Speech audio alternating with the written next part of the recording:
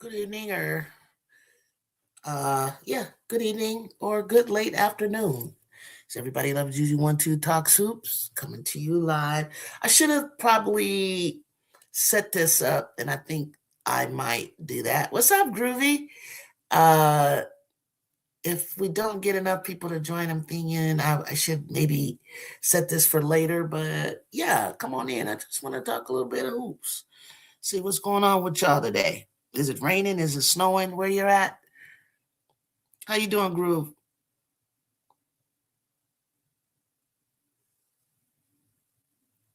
Is it raining? Is it snowing? Hey, B Will. I know that I know my title is even more so the description is kind of like really really hot topicish. Um, but there's been a lot of conversation going around, like a lot of hot debates on freshman of the year, checking in on an outage. Oh, you working? Okay.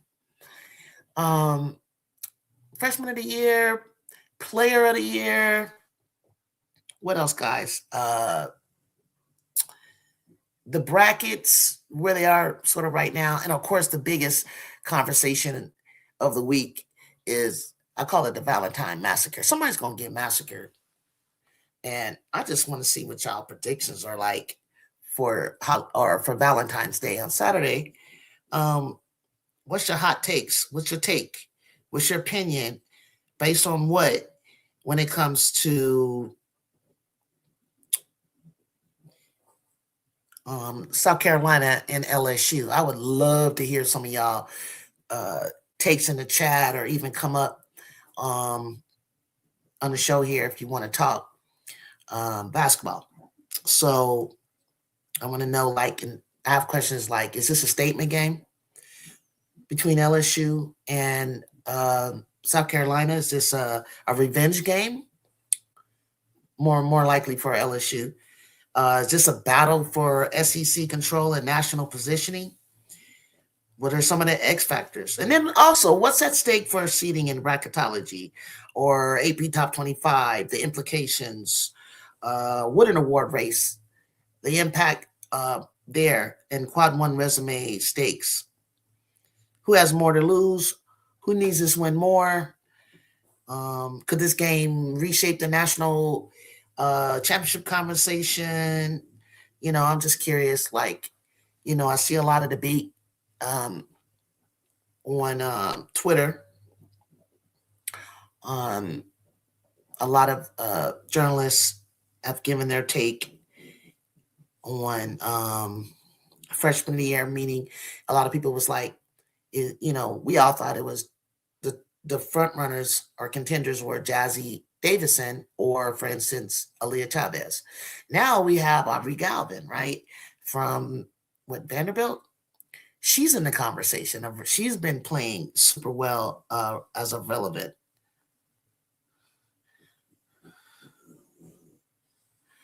Right, so now she's in the conversation. So has anything changed, or do you have a different take on who could be freshman of the year? Some people feel like I'm gonna tell you the truth. Some people feel that Michaela Blake's is making a run for National Player of the Year, that it is not a slam dunk for Sarah Strong. They feel like Sarah hasn't even broken the ceiling of getting a 30 ball. When Michaela gets that on a regular, and even more as we know that she can do. With Juju Watkins out of the race, it's up for grabs. So how much is it up to grabs, and who do you have and why? I just got a lot of questions, and I would love to hear from you guys. Until that time, those of you who are watching, there's Chicago. What's happening, Chicago? I'm glad you came because I want to hear, like, you and I know there's been a lot of debate on Twitter, and I got clarification from you as Talia Goodman posted.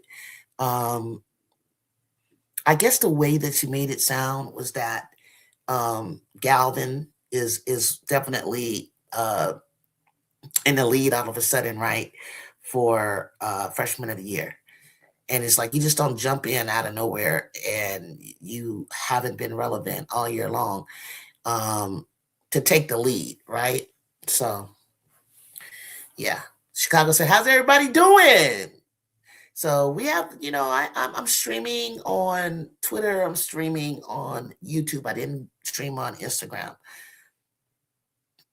So you're looking forward, Chicago, to seeing, let's see. You're looking forward to seeing who ends up winning the National Player of the Year. I think it will end up Michaela Blake's. That would be, Chicago, what makes sense doesn't necessarily, happen, but I don't know. So Aubrey's kid, my freshman year is Sakaya Johnson at LSU for me right now, and that's bias, right? That's I love Sakaya Johnson, and that's on a bias because her name hasn't even been brought up, KK, but Aubrey is killing it. Okay, and I think Jazzy's killing it. Statistically, if you want to look at analytically, if you want to look at data, and I didn't say stats, data and things like that, but what makes someone the Wooden and Naismith, players of the year? And we know that you don't have to win a championship to be that, right? You don't have to be in the top. Your team doesn't have to be in the top of the Final Four to become National Player of the Year. We know that, right? So with all of these wonderful names, what are we looking at? So I have a lot of things. Okay, you guys are popping in. Hold on. Let me read. Okay, let me stop talking and let me just read what we have in here. Okay, first of all, Chicago said, I look forward to seeing who ends up winning the National Player of the Year. I think it will end up being Michaela Blake's. That's one take. KK said, my freshman of the year is Sakaya Johnson. Aubrey is killing it. Okay, cool, KK. Nation Alliance, what's happening? Why are you trying to force a rivalry when there's no rivalry? Tell me where I forced a rivalry, and then we can proceed from there. It's a big game, Nation Alliance, and you know why it's a big game. I didn't. The media has done that. Okay, you came in here with adjectives and describing something that I never called it a rivalry. Did I? Did I, chat? Please let Nation Alliance know. It's a state. It would be. I read off what I felt. It'd be a statement game. It's very important for seeding for LSU. It's very important for many reasons for LSU. Obviously, it's probably a revenge game for them. Wouldn't you think? Madison Booker is the best player in the country. Okay, there you go. Throw your hat in there. I'm talking for the SEC. Okay. The SEC. Oh, KK. Okay, I got you.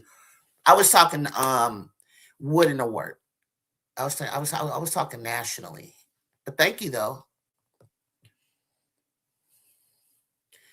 Thank you, Petite. Subscribe to my channel, Petite, from French Latour Besson de Abons, USA. Thank you very much. Click. I love you, America. That award should be going. Okay, which one? I think Nation Alliance KK is saying, or Hookem.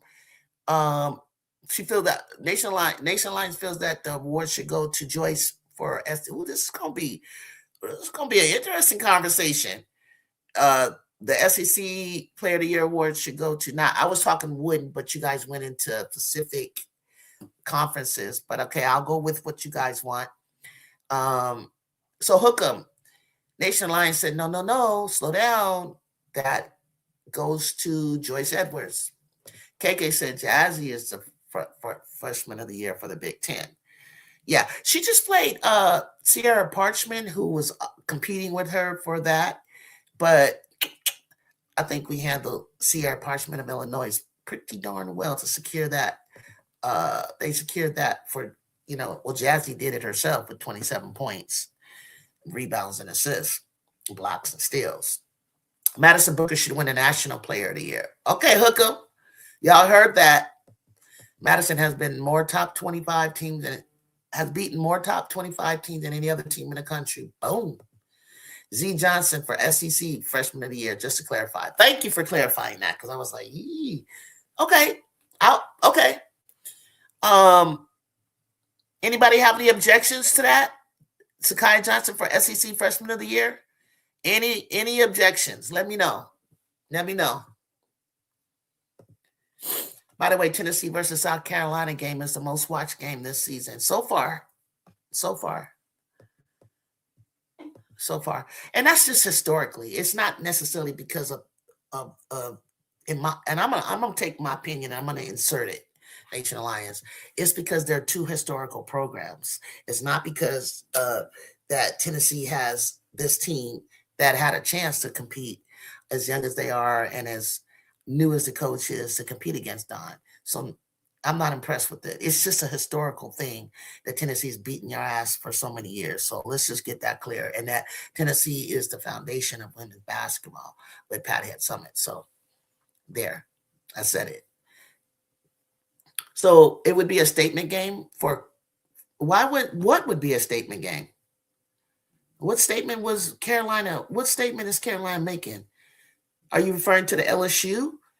Because that ain't the way that's not what I was thinking. But hey, I gotta respect your opinion. I asked for it, you gave it.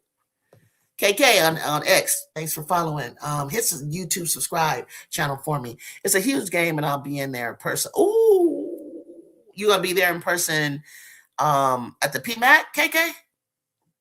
I love when people are there in person. Don't it feel this? It's so live. I love it. Zakai Johnson has played well against every ranked team that she played. I think she should be SEC Freshman of the Year. I don't think anybody's objecting to that so far. I don't think anybody is objected. I believe this Tiger revenge game.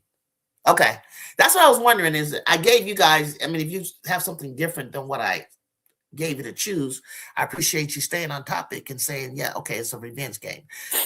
They're doing a blackout, and College Game Day is coming to town. Ooh wee. Woo! I want to see it. I ain't gonna lie. I want to see it. Freshman of the Year should come from the SEC. Now we were talking about SEC Freshman of the Year. Nobody ain't said nothing. Why do you consistently feel that your conference is just the best and everything should come out of it? Because it isn't. Because if it was, you would have won last year and you should win this year. So no, I don't agree with that the Freshman of the Year should come out of that. And I guess if you're the only freshman that you have that's up against the number one player in the high school recruit, Jazzy Davison, is Aaliyah. So or Galvin.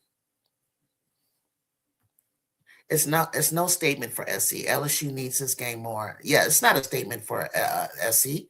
What statement what you predicting? What's up, Miss D? I would never go to the graveyard in a PMAT. What you afraid of? Miss D, you want to come up? I'm just talking hoops. Hot debates. There was some hot debates on Twitter today. Kay came over from Twitter, and I appreciate that because I can see it's the X and following us from Twitter, and I appreciate that. Chicago has been on talking on Twitter. The brackets came out. I found it interesting that the brackets are changing, right, every day, right, weekly or however often. But I saw a bracket from Autumn Johnson today, and I've been following it. And I've been trying to get us, follow to make sure that the Trojans are getting out of the 10th seed, so they're not on the bubble. And they had us in an 8th seed. Interesting enough, they put us in a bracket in Sacramento with South Carolina.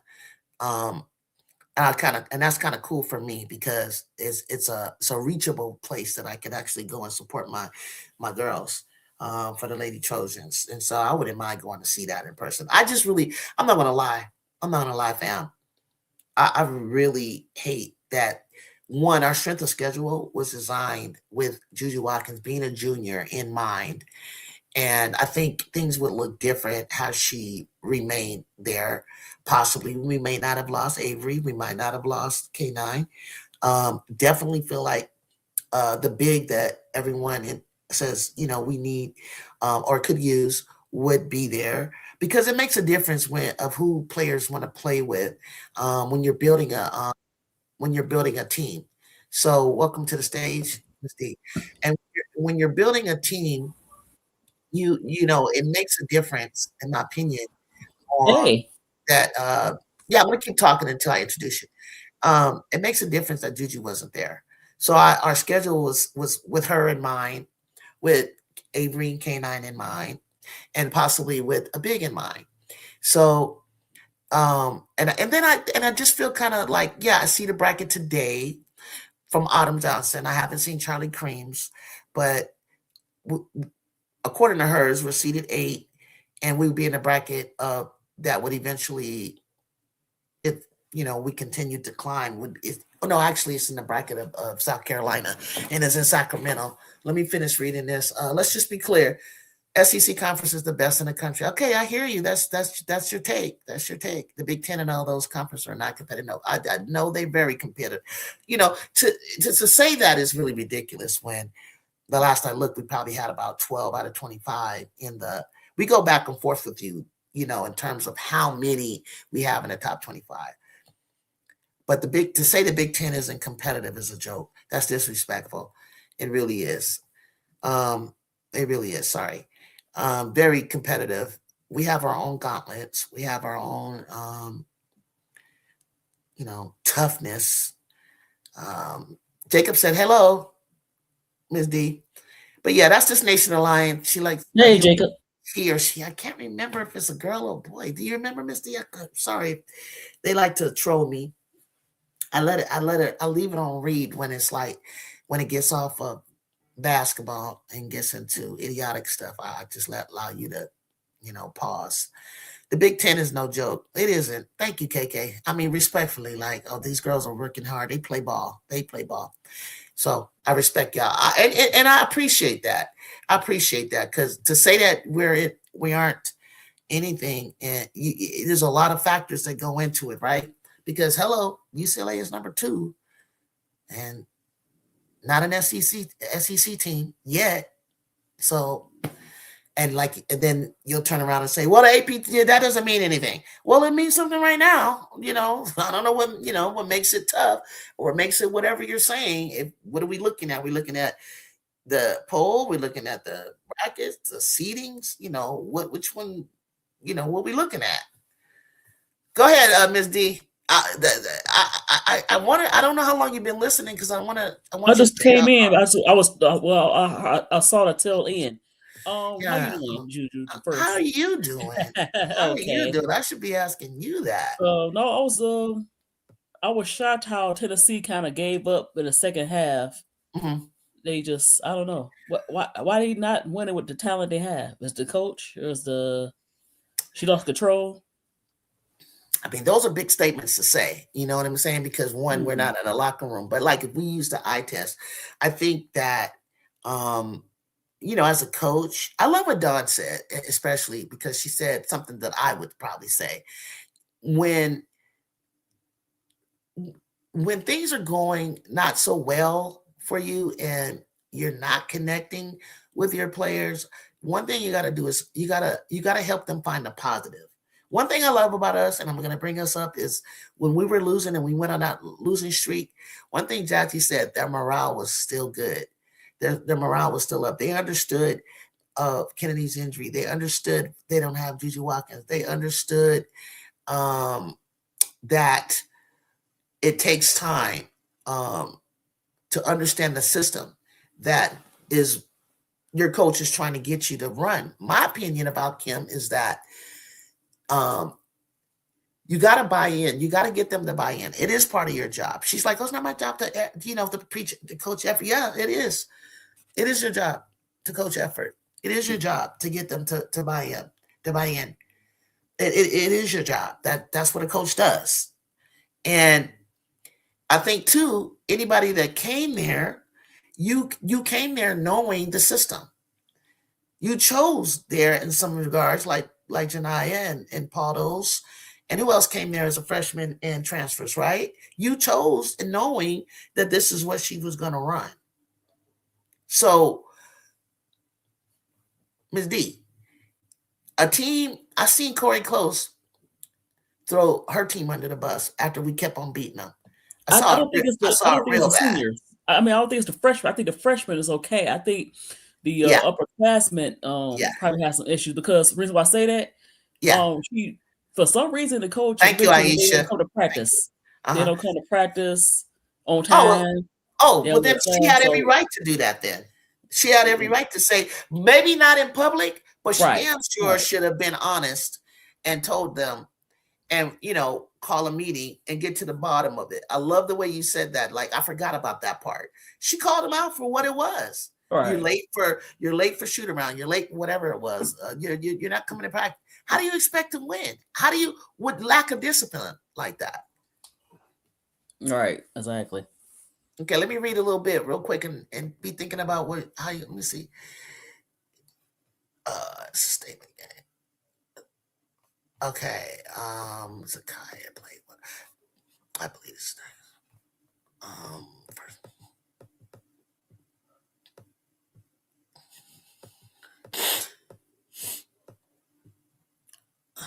Big Ten is better than the ACC. Okay. An undefeated conference season for Bruins just proves my point. An undefeated conference season proves your point of what?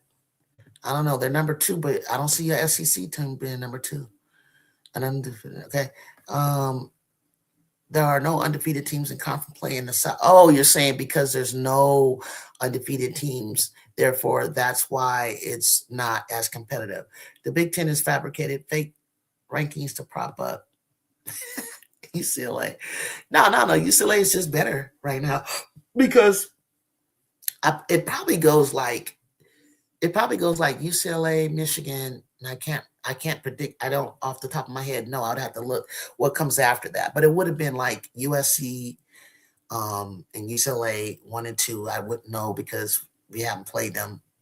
We did play them, which I believe we would win. So it'd be between those two, 1 and 2. Come Michigan, I don't think we would have had a problem with Michigan because we barely lost to them without Kennedy. So, but then it's so crazy because it's all about matchups. They played them so well, like, against UCLA.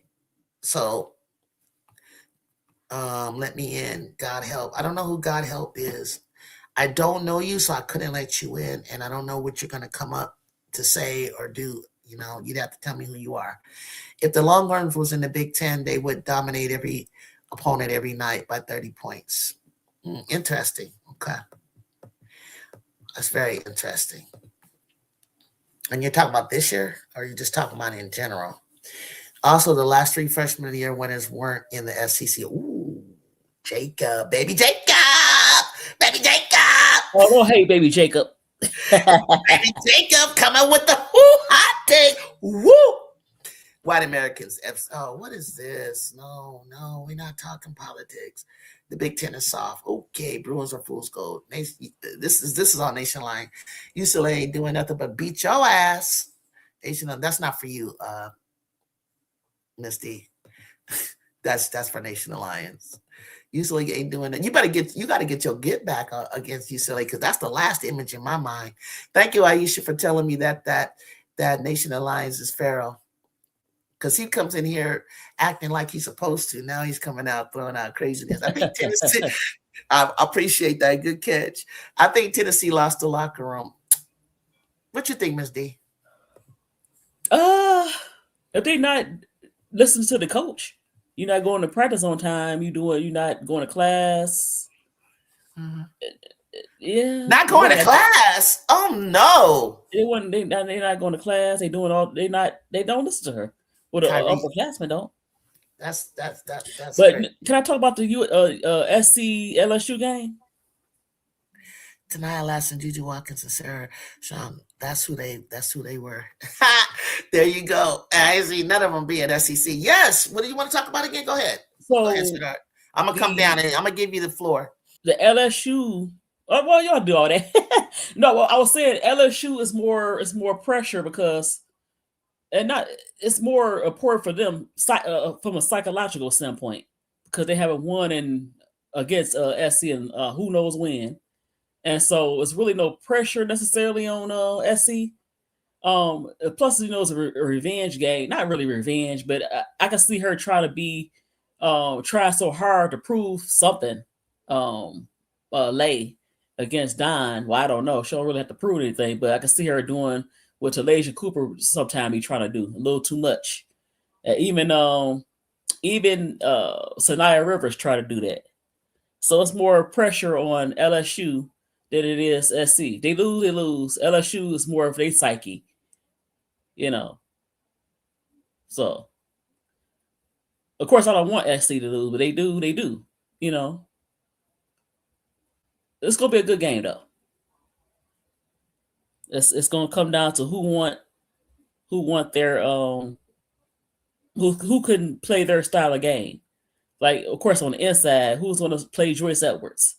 Who's gonna play Okot? Because I think the Tennessee game, Okot played okay, but she didn't get off like she with the post up, because the style of play Tennessee play with the trap. I don't think LSU gonna trap. They're gonna try to run, but it's gonna be a half court. And so how do LSU handle that? And how can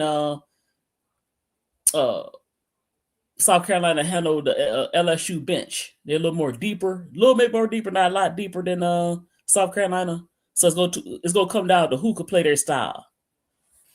Okay, so you're telling me that real quick. You're telling me that.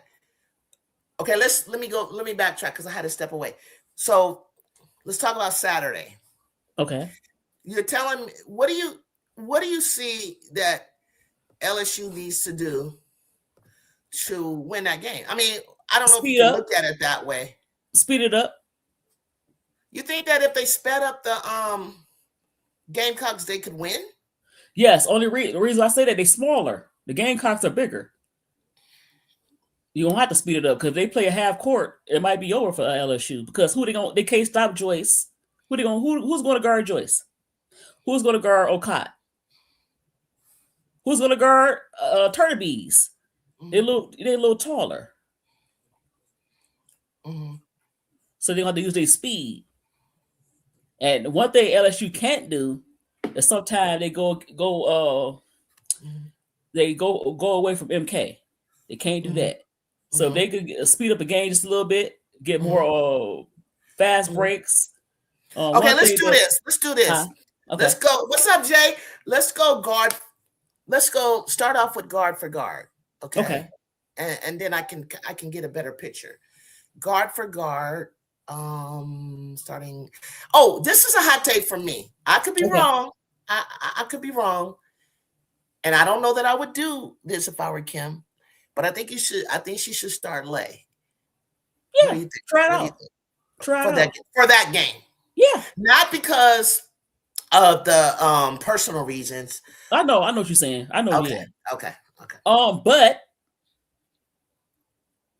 Lay is going to be on Raven.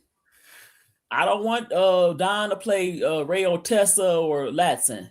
Ray, I like that. It's gonna be Ray and Lay. I like that. I like that. I would love to see that. And we gonna see, because sometimes Malaysia is very careless with the ball, and so she had to be very careful with the ball. She needs to not over dribble. Say it. Just right. Say it. And Raven do that to you, because she's gonna pressure you. Well, wait. So before we move on.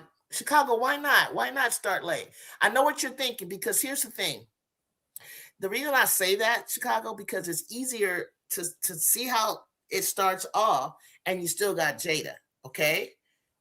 And whoever is the better, who's doing better, and it doesn't mean that Lay won't get back on the floor, because she can come in for, any of the other two guards. But start her off as something different, because they won't expect that. That's why I said that, Chicago.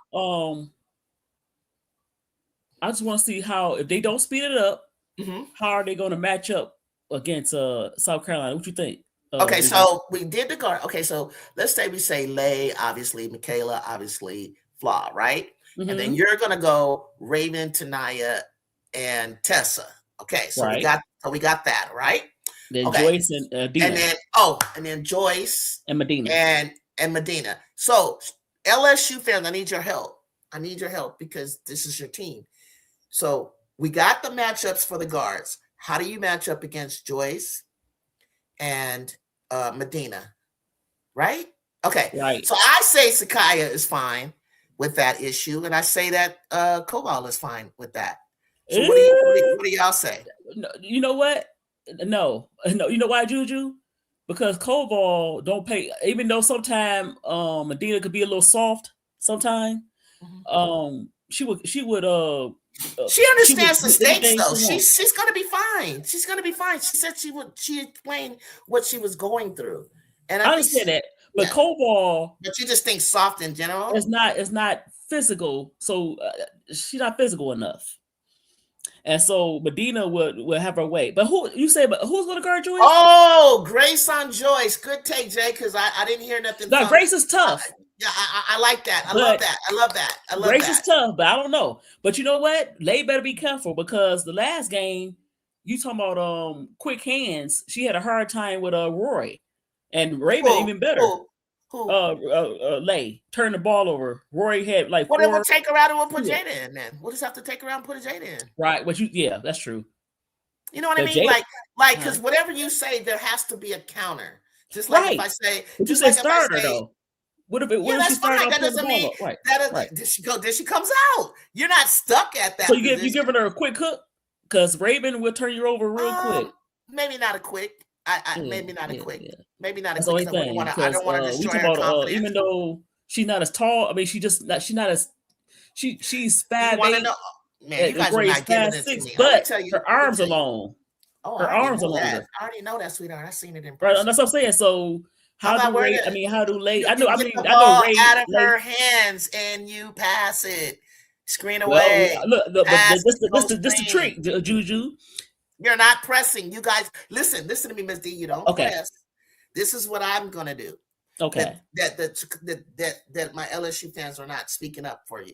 If I were Kim Oki, I would press full court, start, boom, with Lay up front, period. I want to disrupt them from coming down and having 20 seconds of half court basketball. I want to get into that game. I want to break it. Break it. Or at least get across the court. Break it. You mean break it and score in transition? Yeah, but Lay has a tendency to. You think her emotions will be in check? She won't overdo it? Will she had turnovers? Trying to prove something. That's what I'm saying. That Lay got. I'm not saying she's not good. No. I know you're not. Lay cannot get into. She needs to play this team. She cannot play it in an emotional way.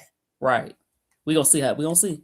Chicago said that they think they're going to go full court, speed up the game, and I think that's a strategy. I think that is a strategy. Well, it's going to have to be speed up the game, but the way that you speed it up, Chicago, is to go ahead and get your press. You got Bella Hines, you got Jada, you got Lay, you got Flaw, you got Michaela, you got Grace, you got Takaya, you got Joyner. You got to speed the game up, and you got to spread. You got to press. I need to see. That's just my thing all the time. I need to see them press you guys, because I saw what it looked like when South Carolina was pressed. And I'm only speaking on this because I have South Carolina winning. So the reason I'm speaking from this angle is because they, in my eyes, are the one to stop. Or else, if I felt that LSU was the one to stop, I would be commentating on this in a way that I would be like, this is what South Carolina used to do. And I should be able to do that as well. Yeah, but you know what it is? Sometimes I think it's a good idea to press her, because sometimes South Carolina, it's not that they can't break the press. Mm-hmm. Sometimes they have lazy passes. So you want to see if they're going to have lazy pass. Sometimes Joyce get a little too lackadaisical, but I'm sure Raven and Tessa don't. But, so yeah. Jay, you also, Kim Mookie likes to be cute with it. Give me Dawn in this matchup. I do. I feel like I'm gonna give you Dawn in this matchup. But at the end of the day, if they play and speed up the game, then I think that Well, Tennessee did break the Tennessee press, but that's Tennessee. That's not LSU. Right. And Tennessee, Tennessee, it's just known for the LSU press, has but that's not better LSU athletes. It's smaller. athletes. They're smaller. Yes. So they're smaller. So that's what I'm saying, that they had to speed the game up, because if they just play that half court, they're in trouble. They're in trouble on the half court. They have to speed it up. They're smaller this year. There's no big presence. There's no Maya Smith. Even though she wasn't big, but she played big. You don't have Anissa Merle. Even though she was a little smaller, she played big. You don't have that dog to play in the half court. Also, the X factor is the PMAC, that you're not at home, so you're not going to get the calls. Right, that's true. You're not going to get the calls. Right. And I'm sure South Carolina, they know that. They know that. They don't get calls sometime anyway. Yeah. But I've seen them get calls too. I witnessed it, and they still couldn't beat Texas when I was in Vegas. I witnessed them get a couple that I know that kind of like didn't appeal, like just out of bounds stuff, like forced turnovers and things. Yeah. But do you guys think this will be a close game, or do you think it's going to be a wipeout from South Carolina, will just do what Texas did? It could be close. Pull away in the fourth. It depends on, like I said, it depends on who get to use their style, who get to enforce their style on the other team. Now, if South Carolina get to go inside and then they get their defense set, it could be a long night.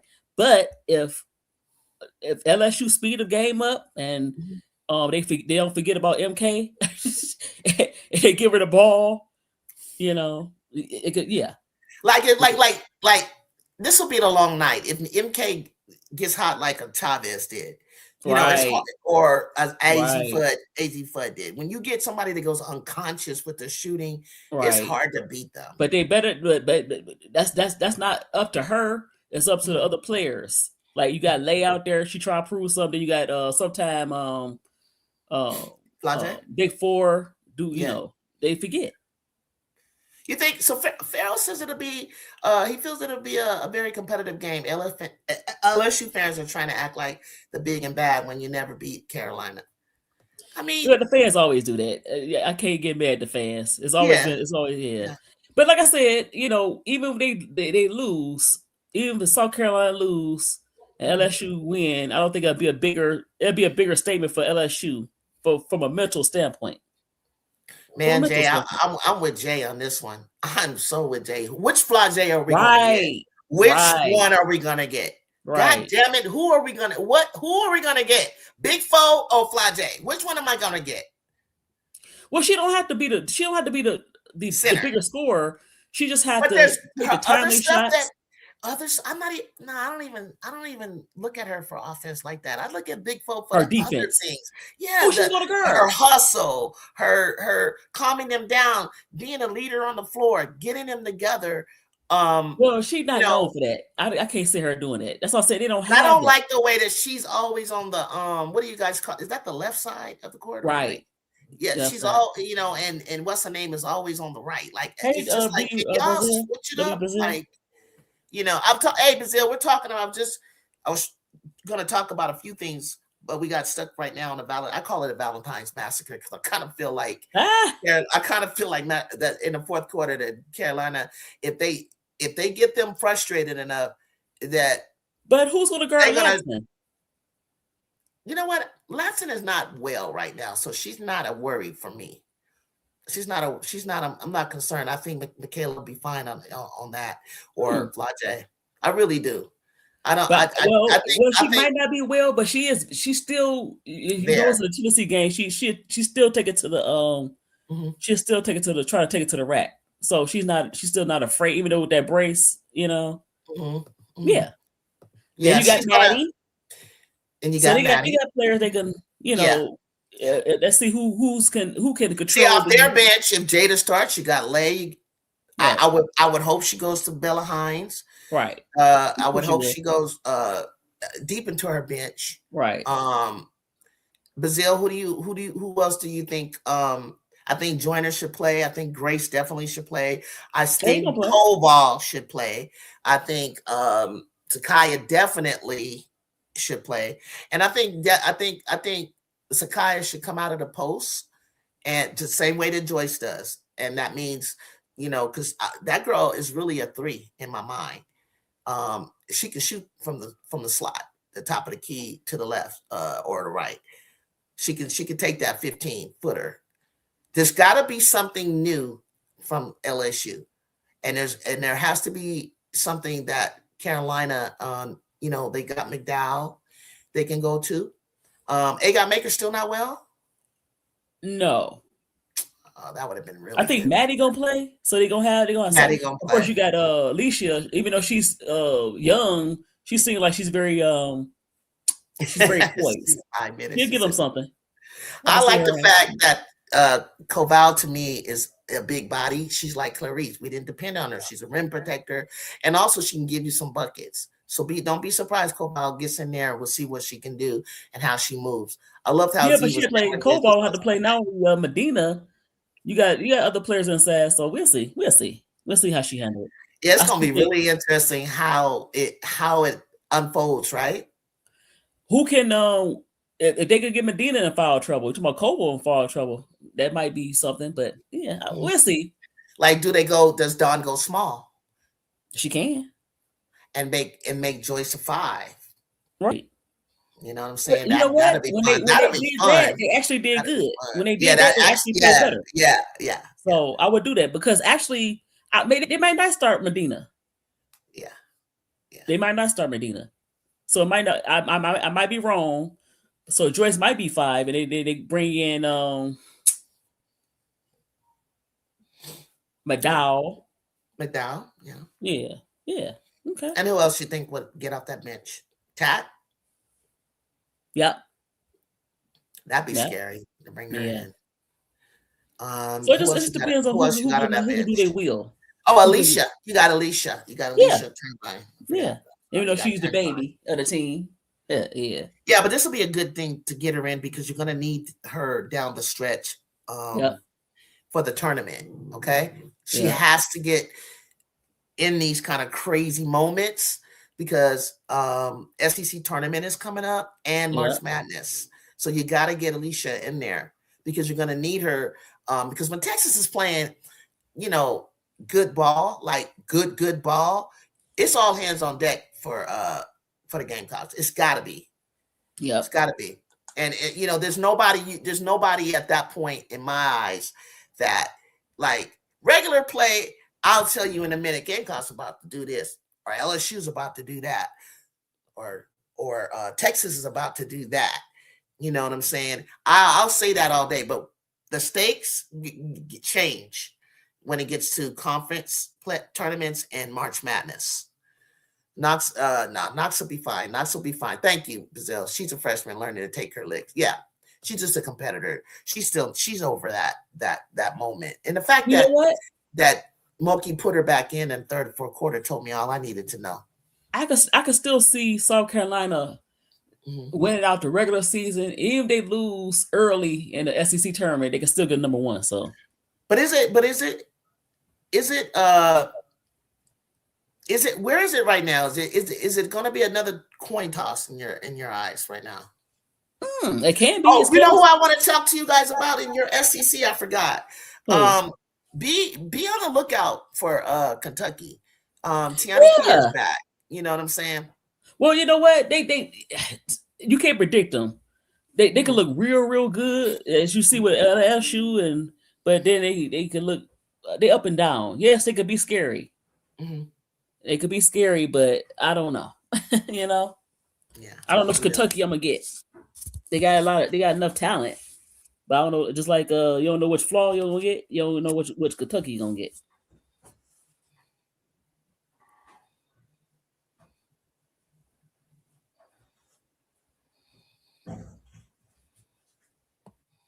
Okay. Hold on.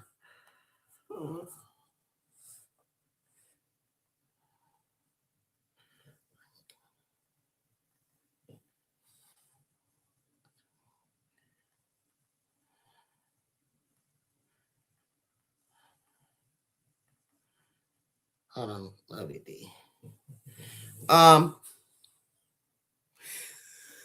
Not to change the subject. No, it's fine. You can change the subject. And Kenny, I trust. I feel you, Jay. I feel you.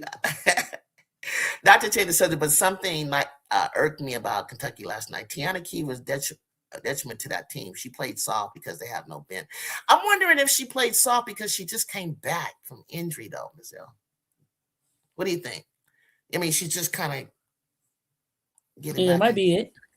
But like I said, they up and down. So yes, they could be dangerous, but they kind of frustrate me. Like, oh, they look real good. Then you're like, But one thing I do know, Don should bring back those commercials where she teased Kenny and the other coaches. So funny. What? What commercial is that? I didn't see that. The Under Armour commercial when they said, just type in Under Armour South Carolina. Then they got Okay. a Kenny lookalike, and they got who else they got? So I ain't scared of South Carolina. You got a heckler in the stands. That was last year. That's so funny. Okay. I'm wondering if it's something that shows on the East Coast but not on our coast. I don't know, because they had Tony a billboard Morgan is a in dog. LA. She Did you is know a that dog. they had a billboard? It was a billboard in LA. No, because I South was in the Carolina. Bay Area last year. Oh, okay. It wasn't LA. Yeah, it's a billboard last year. Tony Morgan is a dog. Yes, she is. I love Tony Morgan. But they should have one this year with Lay, like a lookalike I with think Lay. I saw something on Twitter. KK, I saw something on Twitter. Oh, I saw something with Flage and her mom. That was cool. It wasn't talking about the game or nothing. I love that commercial. And then I saw something, a Valentine's Day, and then it showed clips of Lay. I know that she was in her South Carolina, then her LSU, and then they would show clips of people, South Carolina players, Dawn, and all this. It's a lot going on right now, and it reminds me of the lead up to the Super Bowl. So I think it's all great. I think you guys are it's good for basketball. You know, it is. It's good for the women's game. People get really, really, really touchy, emotional, and sore about things, but like it is what it is. Like, oh, it's not a rivalry. Oh, yes, it is. It's a rivalry. No, it's personal. It's not a rivalry, but it's like, an SEC showdown. It's all of these things. Well, all of them is rivalries because SEC. It's just I think could be by proximity. The rivalry is by proximity. You know what I mean? Like our rivalry with UCLA is what it is, right? And we don't really have, other than right now, obviously. Our thing is going back and forth with revenge with UConn because you keep putting us in their freaking brackets all the time. However, let's go switching over to bracketology. I just saw a bracket today with Autumn's. I'll see what Charlie Creams has us in the bracket at the end of the day with South Carolina and Sacramento. And I hate it because Juju's not here. Here's my take on what the Trojans are doing. They moved from 10th to 8th seed. I think we're still on the rise, being that Ohio State is like probably ranked 3rd in our conference, and we still haven't played them. We got through what people assumed might be a tough game with Illinois, with Kennedy's best game, one of her best game, and with Jazzy's best game as a freshman. And I feel like from watching Kennedy the way that I know her, I already knew without making any excuses that other coaches will do. She wasn't really fully healthy, but she was still there and doing everything that she does, and taking on all of responsibility. And what she did on offense was just what she knew. There was nobody that can stop her on that game. That's what I think. And I think that our next game at home, I'll be there Thursday, is Indiana. Then I think we have Wisconsin, and then I believe we have Ohio State. That I wouldn't be surprised if we went out until then we got Penn State, and then I'll think we have. I feel like I'm missing somebody, but at the end of the day, the last game is UCLA, saying probably goodbye to our girls and things like that, our seniors. And the chances, it's a 50-50 chance that we could win, only because we're at home. And it's a rivalry for us. It's a rivalry for them, and it's a rivalry for us. I don't want to see us go out. I think we're a better team than we were in January. just like I think a lot of people are better teams than they were in January or November. As you get down to March, it's going to be challenging for everybody. You're going to see some people either they're going to dip because they're not healthy, or dip because they're having inner struggles in the locker room, like we were talking about earlier. Possibly what is wrong with Tennessee.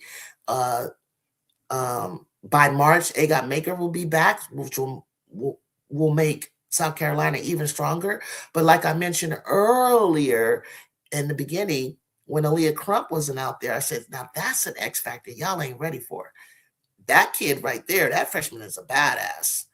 And so it's going to be really interesting, like who still got some stuff in their back pocket. Let's see what Jay said. Indiana, Wisconsin, Ohio State was right. Okay, then Penn State, then UCLA, senior night, final regular game, then Big Ten tourney and madness.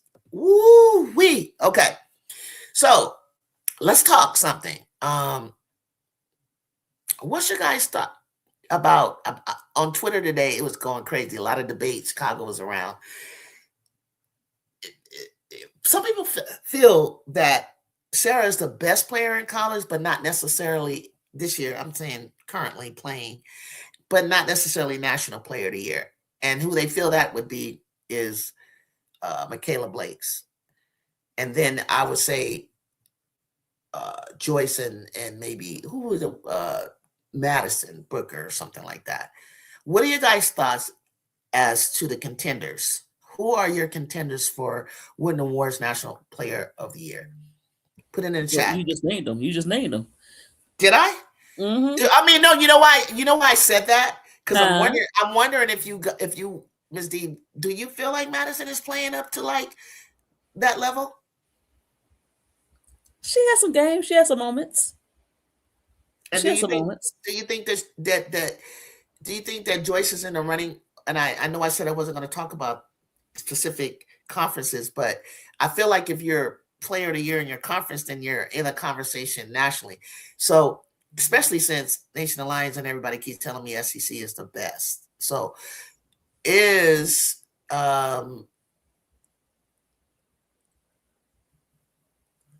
Madison player of the year for the SEC, Joyce or Michaela? Ooh, that's tough. For the SEC. Kyrie said Blake's is player of the year. I'm sorry. Ooh, he's straight. Blake's. She'll be. I still give it to Sarah. We're not saying she's the best player in the country. I'm not getting ready to give her that. But do you think she's still Sarah? This year, she's the best. But statistics. She has more points than Joyce. So it'll be like. And Sarah, Michaela, Joyce, and then Madison. Sarah. Top 4. Well, I don't know who number 5 Joyce is. And Madison. Nah, it's still my girl Juju. I know Kyrie, we know that, but she's not playing. She's not playing. But who's the number 5 spot? Who's the number 5? Yeah, who's number 5? I have no clue. It was Audie. Then Audie kind of. Oh yeah, that's right. It was. And then of course, Olivia Miles is not playing as good. Oh, what about Hannah? Where does Hannah fall? Hannah number 5. She's number 5 for real. Want Hannah what up though? We all love sports. Okay, so you want to? Are we still? You guys, are we still? Is Hannah still in the conversation? Yeah. She actually doing good. Hot take. Jay said, I'm taking Jelani over Hannah. Oh, well, you know what? About Jelani. I forgot, me too. See, she's doing very well. Oh, wow. But she's doing very well because, at the Cody Great left. Great question. How are we defining the differences? It's a great question. Okay. Let's see. So number 5 is split between Jelani and Hannah. I still take Hannah slightly. Yeah, mid-season. Start with player of the year, Sports One. Yeah. And how do you define the difference any other time? You will, I think. Yeah. How do you define it any other time? Because does it always mean who's leading in scoring? No, that's not the criteria. The leading scorer doesn't automatically. I definitely know you have to believe you should be a two-way demon. I think you should impact your team in winning plus minuses. I think you should have some sort of impact in terms of like legacy game. Like what did you do to make you player of the year? And if you look at Blake's was considered Blake's or bust, right? And I always and I always felt like, yes, you can come up, and I always felt like I wouldn't consider her for that unless she made it into the top 8. And then lo and behold, there she did it. You know, well, you know her team. You know what? A lot of teams like that. Blake's playing on a team like that. Hannah playing on a bus team like that. And Jelani. I think she got more. I think she got more. Sometimes they show it. Sometimes her cast show it. Sometimes they don't. Okay, Hannah's not leading her team forward. Jelani is. Hannah's filling up the stat sheet because she has to. Who else do they have? Yeah. Well, yeah, they could have had Koval. They could have had Olivia Miles, and she would have stayed. She has Cassandra. She has the Jesus. Yeah, they're okay. They not Hannah Koval on that team. Koval played good on Notre Dame. Now she played okay with LSU. Okay. Yeah, no, I actually think she played better on LSU. You think so? No reason. I think she gives more effort because they weren't looking for her with King and so you think if she was on Notre Dame, but they wouldn't give her the ball more than she is at? Oh yeah. When I saw Koval, I've never seen this at Notre Dame, and I didn't watch every game. She stole the ball and went coast to coast and was adamant about scoring. When she stole the ball and ran all the way down, she actually looks like she is enjoying herself. She actually felt like towards the end of the season, she just gave up. She looked like she didn't want to be there. I don't get that impression from her. And like I said, that team could have been, man. Yeah. I still tripping out. That should have been at least a Final Four team, at least. Nah, they didn't have heart. They didn't have no heart. They underachieved. I don't think we give Kate the ball much. I hope we're leading into these other. I hope they start doing it a little bit more just because it opens it up for the perimeter. I think she is better shape now. Oh, that's true. That's true. That's very true. I think that's what it is. You know what that is? I did notice that. I did notice her. I did put the invite down. Be Will before we move to the next. I thought Notre Dame was going to the Final Four. Early on, I did, and then as time went on, I didn't believe in them. Even if they beat, every time I try to say something, they beat you guys. I was like, I don't care. That's November. That's November. It's just like being selfish. It's just like, and UCLA still held their own. They still were in the Final Four. When they beat South Carolina, I was like, okay, that's then, but let's see them play later. And UCLA still held their own, but Notre Dame didn't. UCLA did it. They were in the Final Four, and so were you guys. And then they lost to the eventual winner. So, Citron Miles and Hannah should have went to the Final Four. Yeah, okay. King, they had King, Koval, they had everybody. Maddie Westbrook. Well, yeah, that's a look. Don would have coached that to the Final Four. See, that's the thing, and that's another topic I'll talk about later when it comes to Don and Gino compared, taking a team with less, a little bit less talent than some of the other ones. Well, Don did it. Remember the year before? Well, the year before, they still had talent. They still had All-Americans. Yeah, no, but what I'm saying is, remember when they lost the 2023 Final Four, they lost a lot of seniors. They lost 7 seniors. Mm-hmm. And the players they brought back was bench players. And she coached them to undefeated in the championship in 2024. TC did beat it. That was hard to do. That's hard to do. No, that's a great example. I think she's a good coach. I think she got, what's wrong with Ivy? She's a great recruiter. I think she getting too close to Hannah as far as letting Hannah do what she want to do to the team's detriment and to make players transfer. Because not only did Kobo transfer, you had Olivia Miles, somebody else transferred too. It could have been starters on this team. And this team would have been a lot better, at least Elite 8. I don't know if they would have won a championship with this team, but at least with Miles, he probably gave you Elite 8. I think they were trying too hard to me, in my opinion, they didn't have that closer, that go-to player. And I saw it when they played Notre Dame, and I saw it with TCU, and I saw it against Georgia Tech. They did not have like a Juju, or I would have said Hannah, but Hannah couldn't, she gets a lot of points in transition off of steals. When she tries to penetrate and there's bigs inside, when do you really see her ever floated or have be able to score? So I feel like that happened with South Carolina. I didn't feel that they had a person. We thought it was Lay. But when you didn't have a person that their defense was solid, the rebounding was solid, everything was solid. But when it was time to put the ball in the hole, the offense kind of, I thought Tessa would do. It wasn't, I personally felt like that's where Raven could have helped. Like if you would allow her to be a scorer, you know what I mean? And everybody kept on saying you didn't have a big, and all that. But you know what happened last year? Tahina Pow. Oh, Pow. Forgot about Pow. Yeah. Really wasn't shooting as good like she did the year before. In 2024 for some reason. I mean, she was right throughout the season. But maybe but in a tournament, like where does she go? Where does she fade? Hey, B. Will, what's going on? Hey, B. Will. Can y'all hear me? Yeah. Cool. My mic is good. I'm in the car. Is my mic good? Yep. Yeah, we got quiet. We thought you wanted to come up and say something. Yeah, I was coming in to join the conversation because I got time today. I've been out of these YouTube streets for a couple weeks now. I had a bunch going on, so I've been inconsistent. You're fine. You're fine.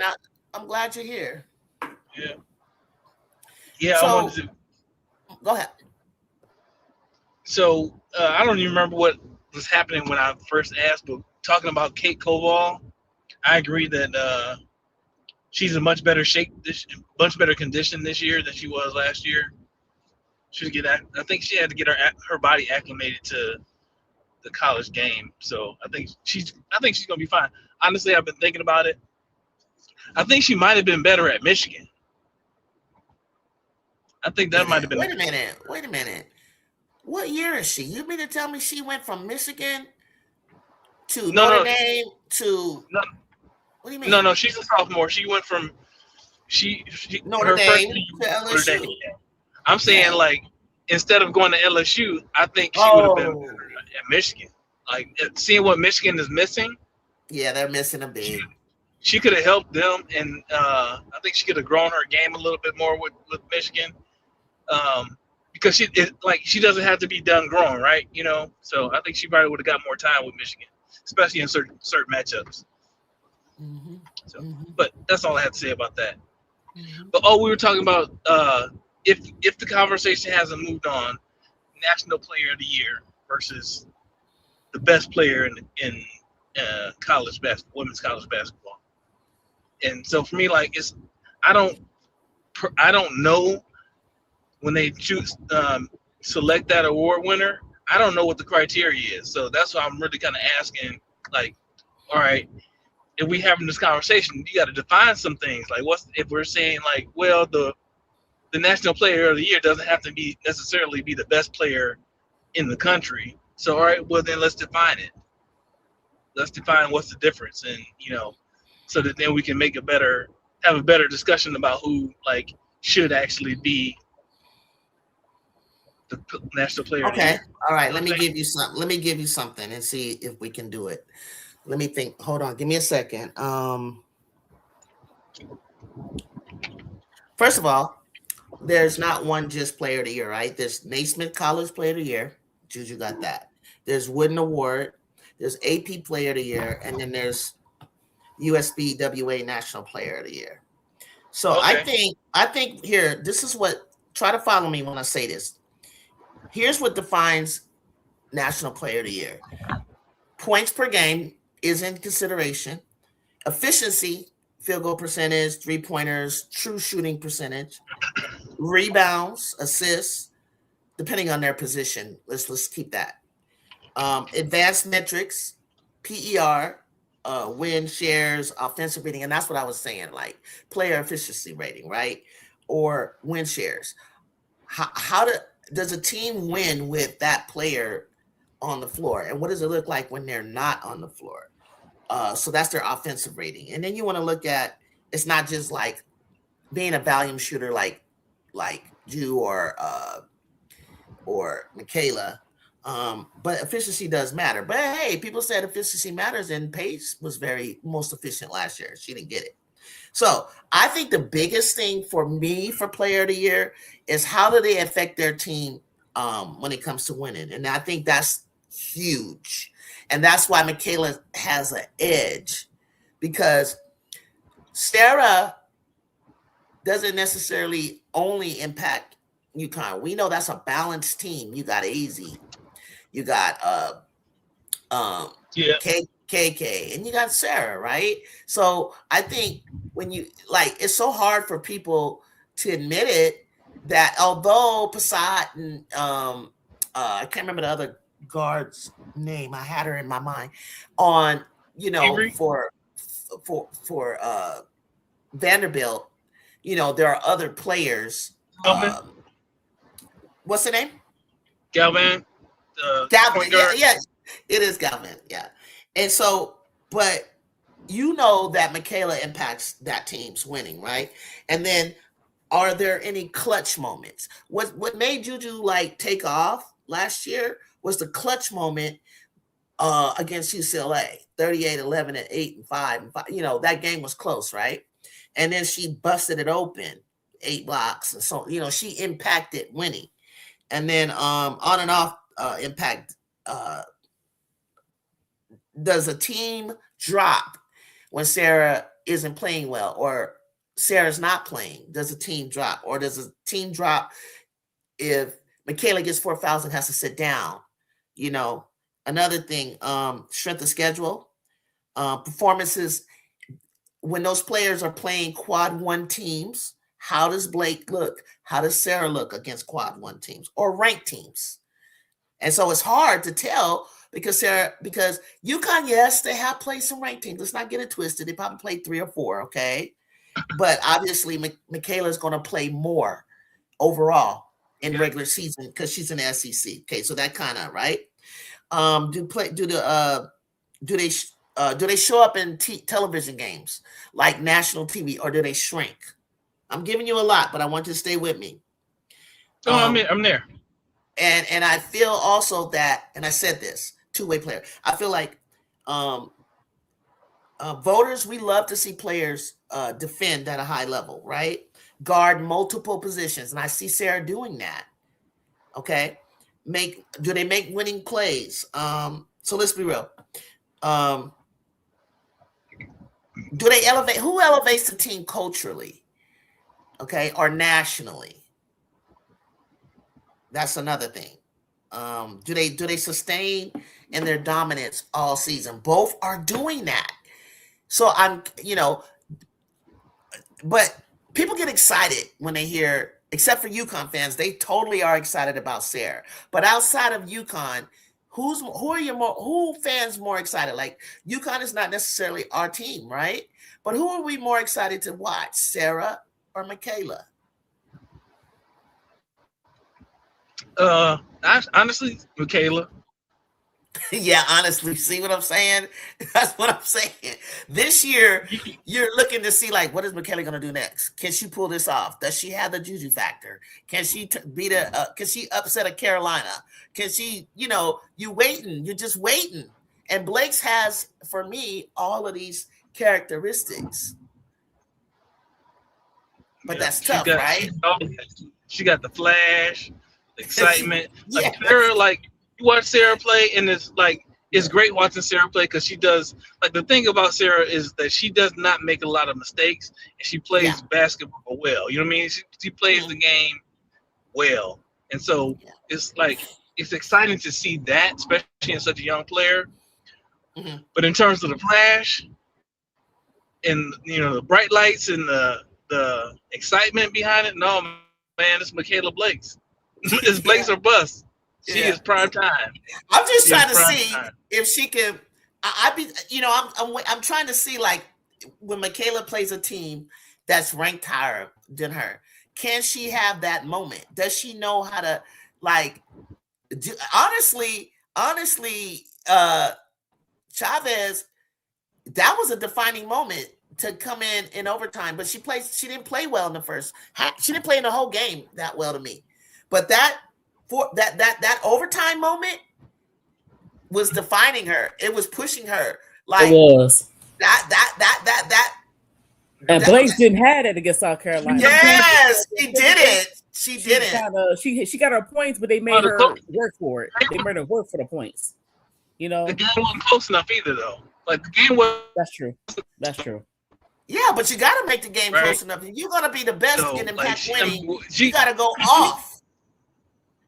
You hear me? You got to go off. I don't care. You got to do the impossible. She did crush LSU. No, what I'm saying is, you gotta. She did. There you go. That's a good one. That's a pretty good one. You know, but was LSU ranked higher at the time? I can't remember. Yeah. Okay. Yeah. Good. So there you go. That would be a moment for me that I'm like, yeah, remember what Blake's did to LSU? Nobody saw that coming. Blake's, you rose to national television, nationally. You stood out. You did something that we didn't see coming. I mean, it was like Blake's beat LSU. That's what it looked like. Blake's.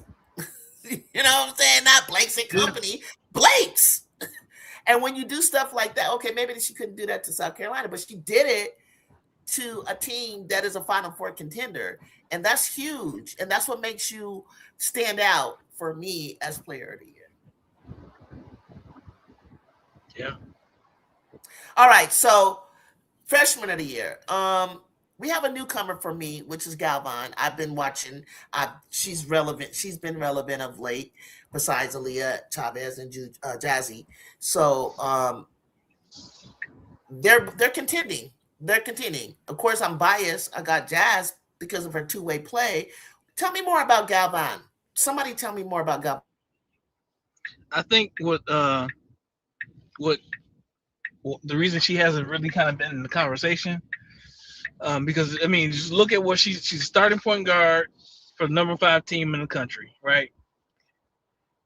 And so, like, just by where she is and what she's doing, like, she deserves a look.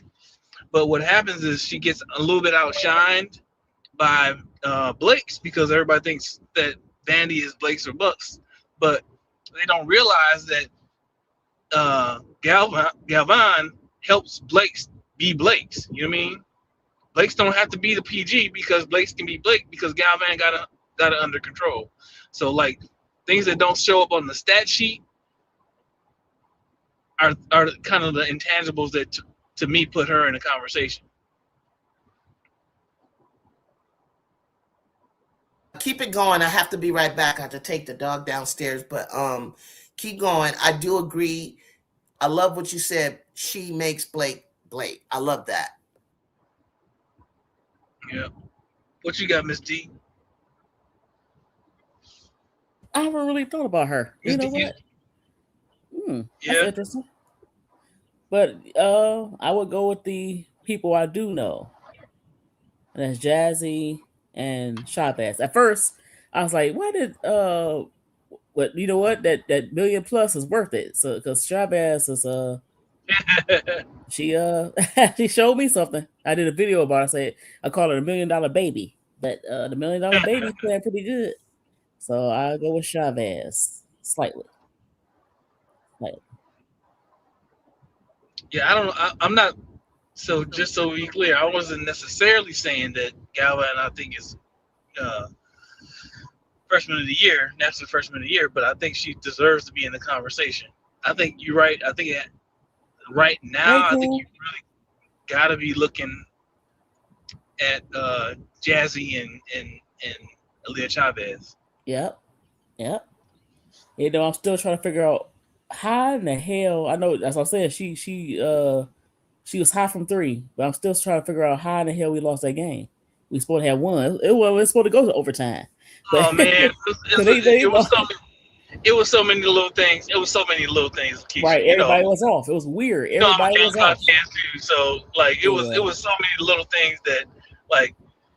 But let the game clocks know that you have to play good, especially the lower teams or teams that's not quite. You have to come with your A game, not just for LSU or Vandy or Ole Miss or because those teams are looking for Yeah, it shouldn't have been. It shouldn't have been close enough to go into overtime. Exactly. Like Raven should have took the last shot. At least try. Well, I think they did. I think she did. Like I think she passed it. So I was on Seth's channel, listening to her streams. She has a little brunch time show with her and a few other ladies on. I Sunday. watched that, the baseline brunch. Yeah. And they basically broke down that play, and I kind of saw the same thing. Like they broke it down better than I could have, but like I saw like what's going on with these screens that the screen that wasn't the screen was horrible, but then she passed at the last minute. You didn't have enough time to pass. You just had time for one screen and a shot, maybe one screen, a quick shot. I think she was trying to get the ball back, but Joyce. Joyce get tunnel vision. That's my only problem with Joyce. Right. Joyce get tunnel vision sometimes. Joyce get lackadaisical. Like she sometimes when she on, but sometimes she don't box out. Sometimes she don't. Her passes get lazy. Mm-hmm.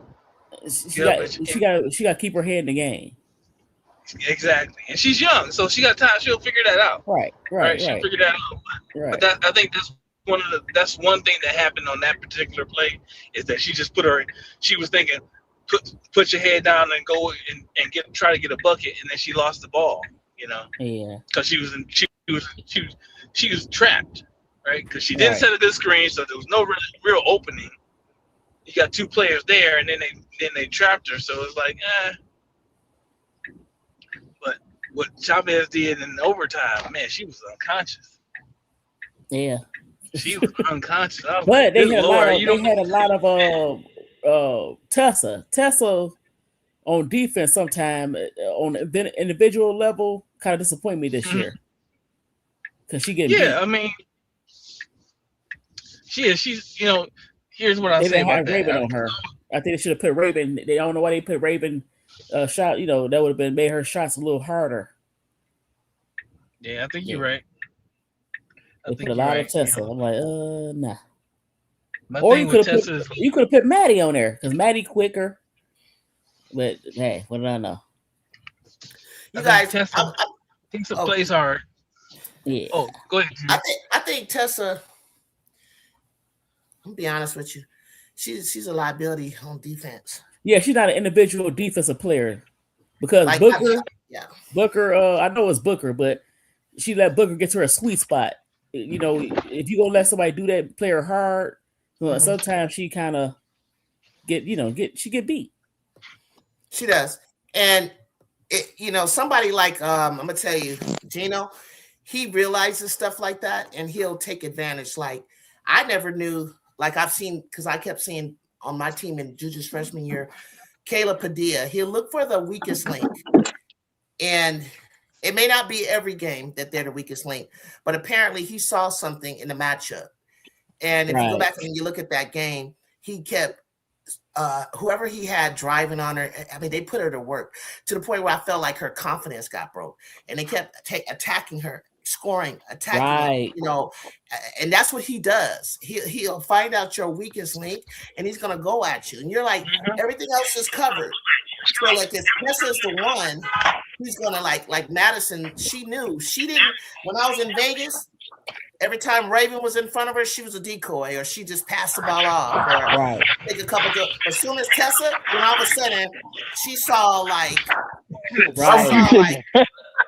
yeah, barbecue chicken, and she went after. It's not like Bree Hall. Bree Hall can make it difficult for you. She still was up for the challenge, right?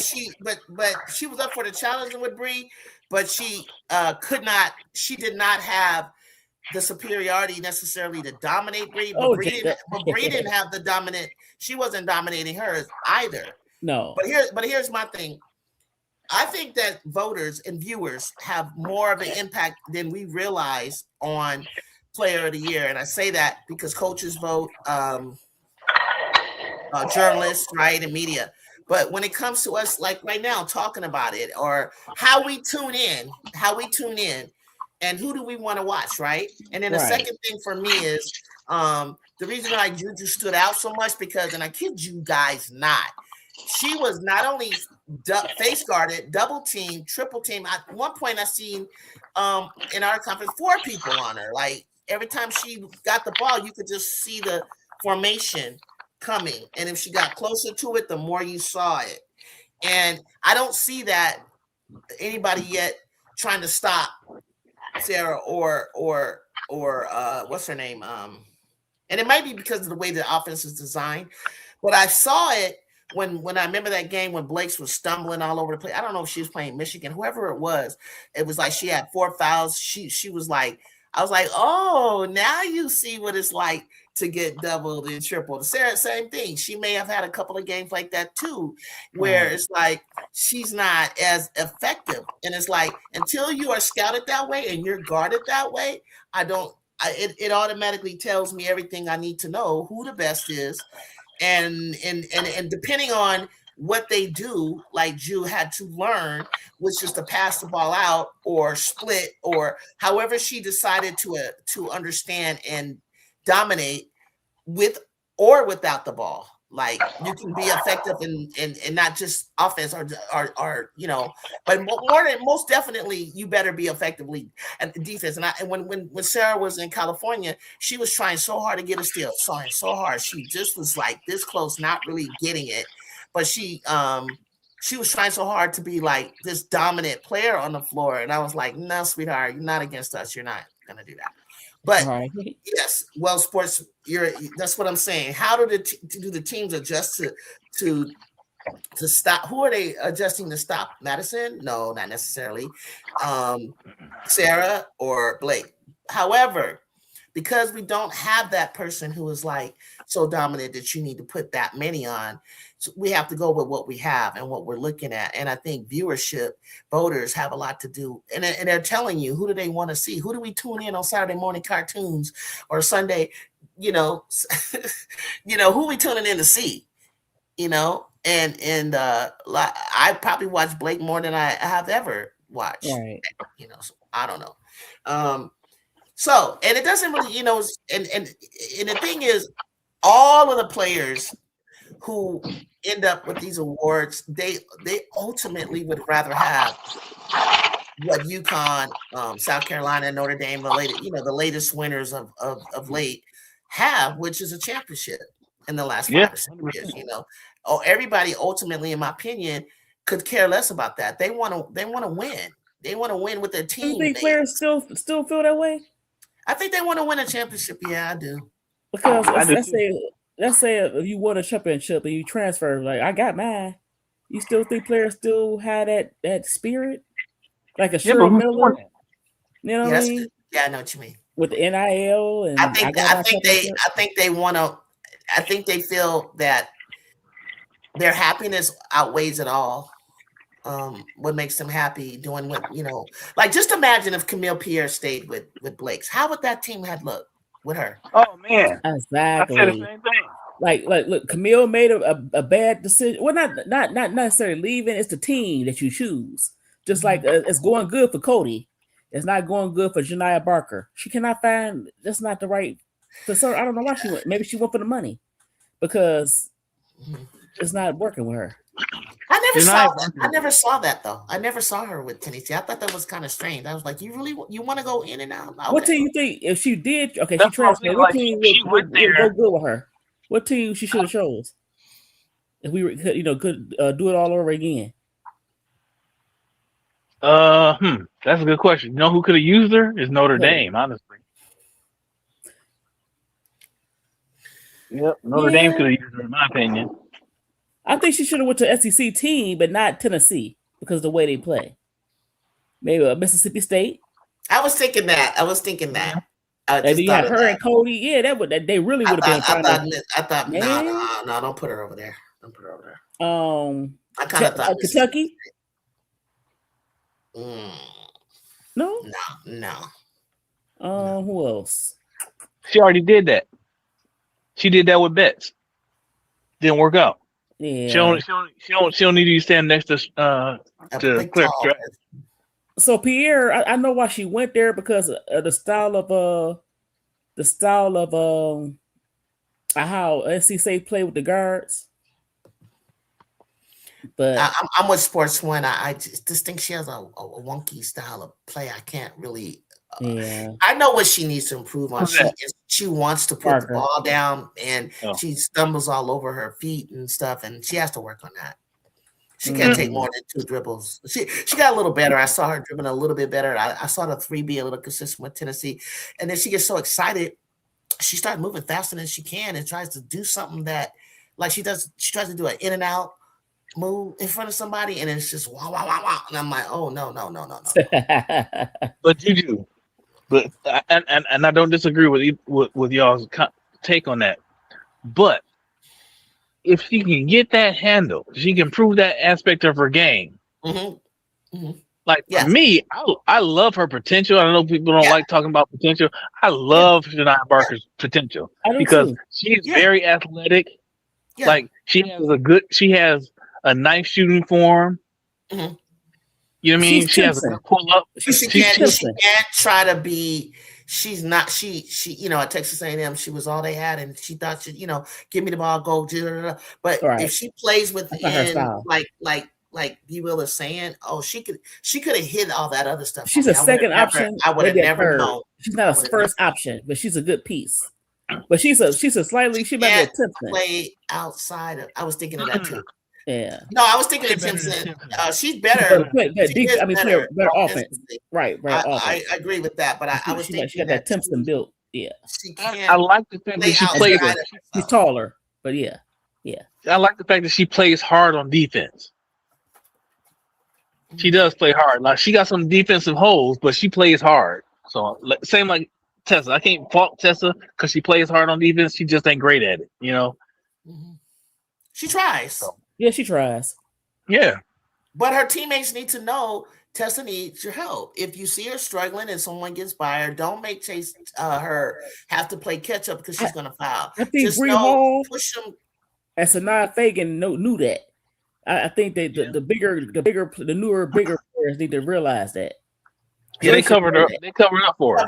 Cover up for her. They were both dogs on defense. Bree Hall and them they could guard 1-on-1. She's not a 1-on-1. I agree, RC. She does things that drive me crazy too. I get it. But Janiyah could have did good with a Big Ten team then.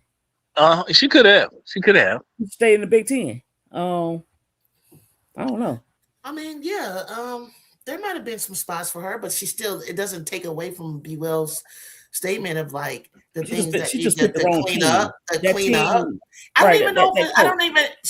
Honestly, Misty, I don't even know if the team is the problem. It's her cleaning up and knowing what her limitations are and sticking to what she knows.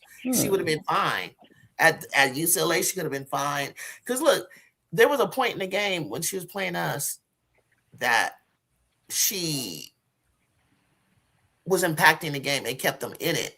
And then she tried to do a little too much. And it was like, even Kiki and them were like, what are you doing? You just lost the ball, like went all goofy and everything. And I was like, girl, ain't nobody touch you. and Ju, I'm glad you said that because I agree. And I think a lot of times you saw her play that way at UCLA because she was trying to do the most with her minutes. Yeah, I think she was yeah. trying to Okay, I prove- know what I you think mean she by was trying that. to I know what you. prove I know something. what you mean. I know it's I trying think to she's trying prove to prove something. something, and I think she didn't go to the right situation to fix that because you went to a situation where you're not gonna be on the floor long enough to Mhm. really get the feel for the game early. You know what I mean? You constantly subbing Like in that in and out. Tennessee, You because you they you they you're in and out, right in back and in the out. same So situation. she left You're right a back in the even same crazier situation. situation. Yeah, that's what I'm saying. That's why I don't think They it was in the and right out with fit. I don't, that hockey style, five, then five, then five.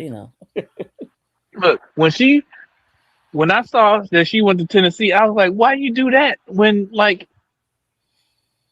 when you just had the struggles that you did at UCLA? You know what I'm saying? Like with playing time. Why would you choose to go to a situation where you know you're not gonna get time like that? You know you're gonna be sharing time. Exactly. That's why I you mean, go she to. did. She got the time. She was fine with the time but it took away from Angela Dukelich. And at times, she was the more athletic. See, the thing that UCLA is lacking is how to guard athletic teams, and we were very athletic, and we're still athletic. And so, when she was on the floor, they thought they tried everything to stop Juju, and including Janiyah. But Juju's too in and out, herky jerky, hezzies, and she couldn't do it. But she could, but she could hang, banging on Keeks. I don't think she really ever faced Kennedy. Banging on Rhea, things like that. And she impacted the game. Especially with her outside shooting, and then she would come back in and she would try to guard and rebound, and that's what she should have stuck to. They needed help rebounding.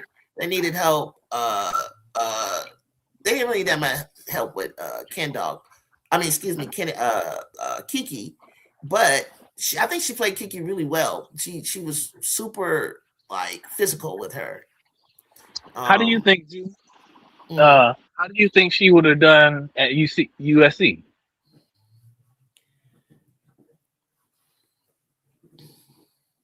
I think she would have learned how to play defense correctly. I think she would have understood what her role was, and that we don't, come in for maybe Keeks or even sometime Rhea. And if she understood that we No, don't no, no, need to, no. I she mean would have. this year. Oh shit! If she had transferred to USC, I think if she she would had, have been a great rim protector. Definitely could shoot from step out at the key, but she do you think she it's would have just fit well with weird. this crew? I don't know. I don't think her personality fits Yeah. the team. She gets too emotional, and it affects the team.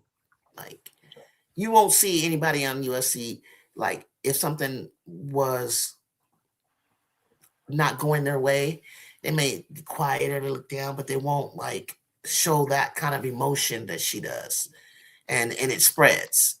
You know what I mean? But she might have been happy. She might have been a lot happier than she ever realized. And once she understood that yes, Janiyah, you can bring the ball up. Yes, she can. And transition score. But here's the thing. Here's what we need from you, and can you do that? But I don't know. I don't think she really fits our style of play, honestly. No. Okay. No. Let's see what they're saying. B Will, I remember that stream when that one dude said USC wasn't good matchup for UCLA, saying UCLA was more athletic last year, and y'all let that slide. UCLA was more athletic than US. No, sweetheart. No.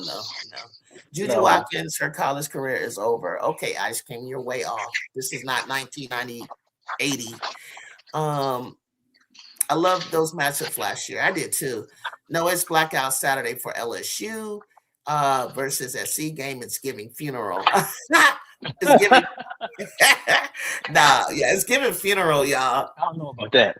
I gotta see what it's gonna look like in the PMAC to have all black on. That's crazy. It should be a good game. I hope so. I'm tired of getting up for thinking something's gonna be good, and it's like wonk wonk wonk.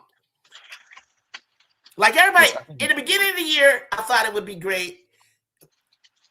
Tennessee playing South Carolina, in a February game or something like that.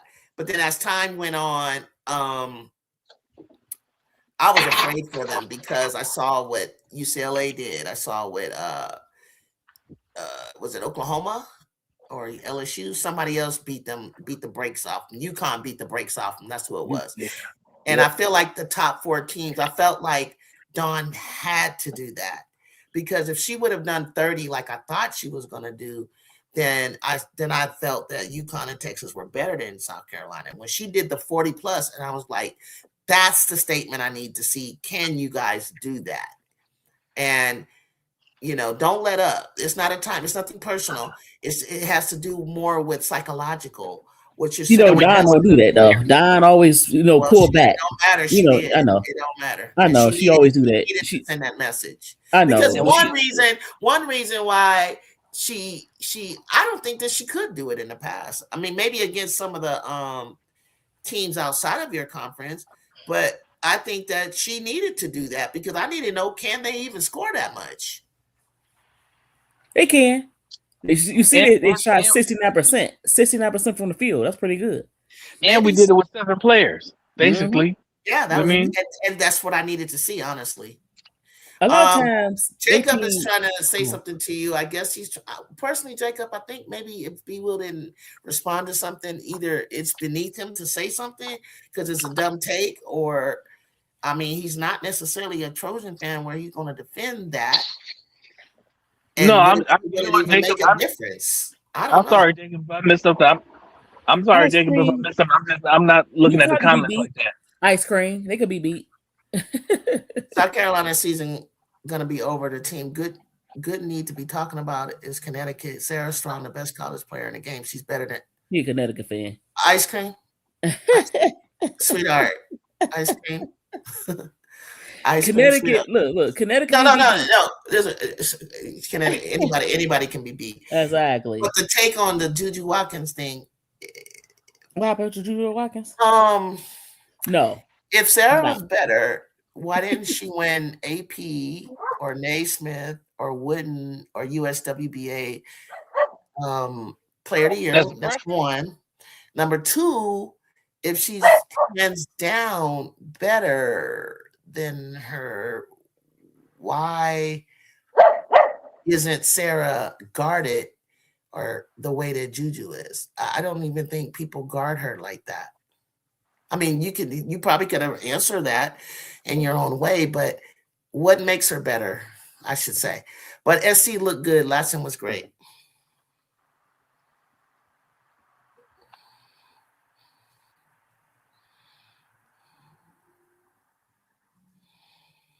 Hold on, disagree. Yeah, my bad, Jacob. I wasn't looking at the comments before. I was kind of doing something, so my bad. I'm not. I promise you, I'm not ignoring you, bro. No, he's talking about you were on another stream and somebody said something, but you didn't say nothing. But anyway, maybe he couldn't. Maybe there was too many people. I mean, it's not his stream, so he couldn't control the conversation. Jacob, don't be so sensitive. You got cussed out. We can't defend you on somebody else's thing. You got cussed out. We love you, baby. I guess he feel like he don't want B Will being two-faced, and if you got cussed out, and if you're referring to the stream where I heard about that, that with Jacob, he said one thing, and you can't control else's stream, Jacob, and B Will can't either. You know what I'm saying, right. And that's okay. I could defend myself personally, right? Defend yourself, but you already was told not to go in that chat. I'm not saying this right or wrong. He didn't. He went on the other chat. Yeah, we know what chat you went to. And here's the thing. Don't come with that. No, all I can do is, this is a public platform. It's open to the public. Anybody can come in, but of course I have the control to ban, obviously. Like if Juju cuss you out, what you want me to do? I can't defend you if Juju cuss you out. I can entertain it. All right. Or I can entertain it. But at the But I same wasn't even on the time, chat. I was in the chat. I wasn't on the panel when you got cussed out. I was like, "Ooh, Jacob." Oh, he he can, told but you. he can say, but he can have his his take. It's free. It's First Amendment, right? What is it called? Free speech. But we can't help you when you get cussed out. If the person that's hosting don't like what you're saying, we can't be. We can't help you. I can't help you when you get cussed out, baby. Yeah. You just gonna And have to don't get cussed out. and don't take it personal at all. Exactly. 'Cause, That's not our chat. We can't. You know. It's not our chat. he know what's up. Yeah. Well, he just wanted y'all to have his back, but at the same time, they couldn't.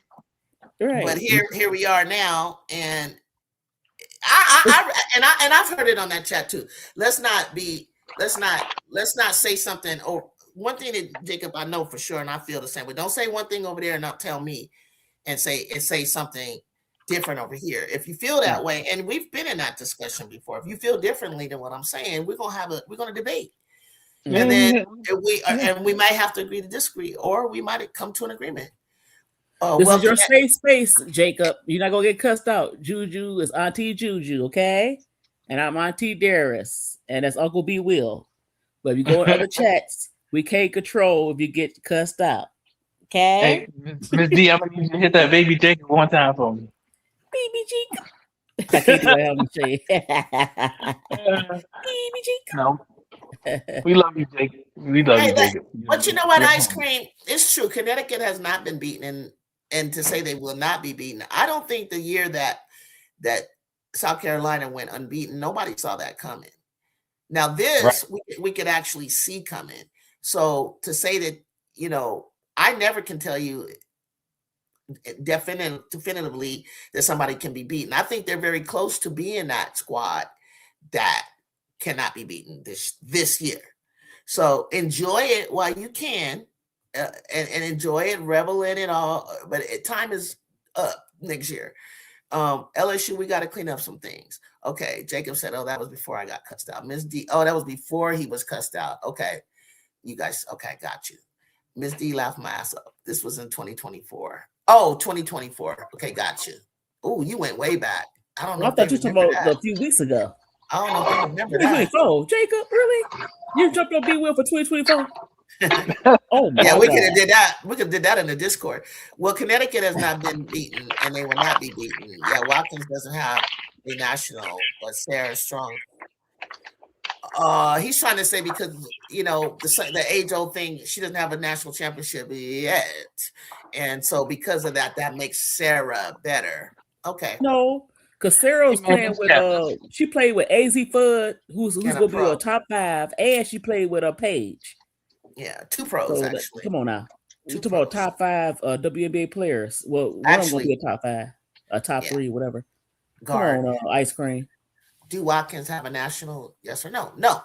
Sarah has a national. That doesn't make her better. No. Overall, I'm taking Juju. Yeah.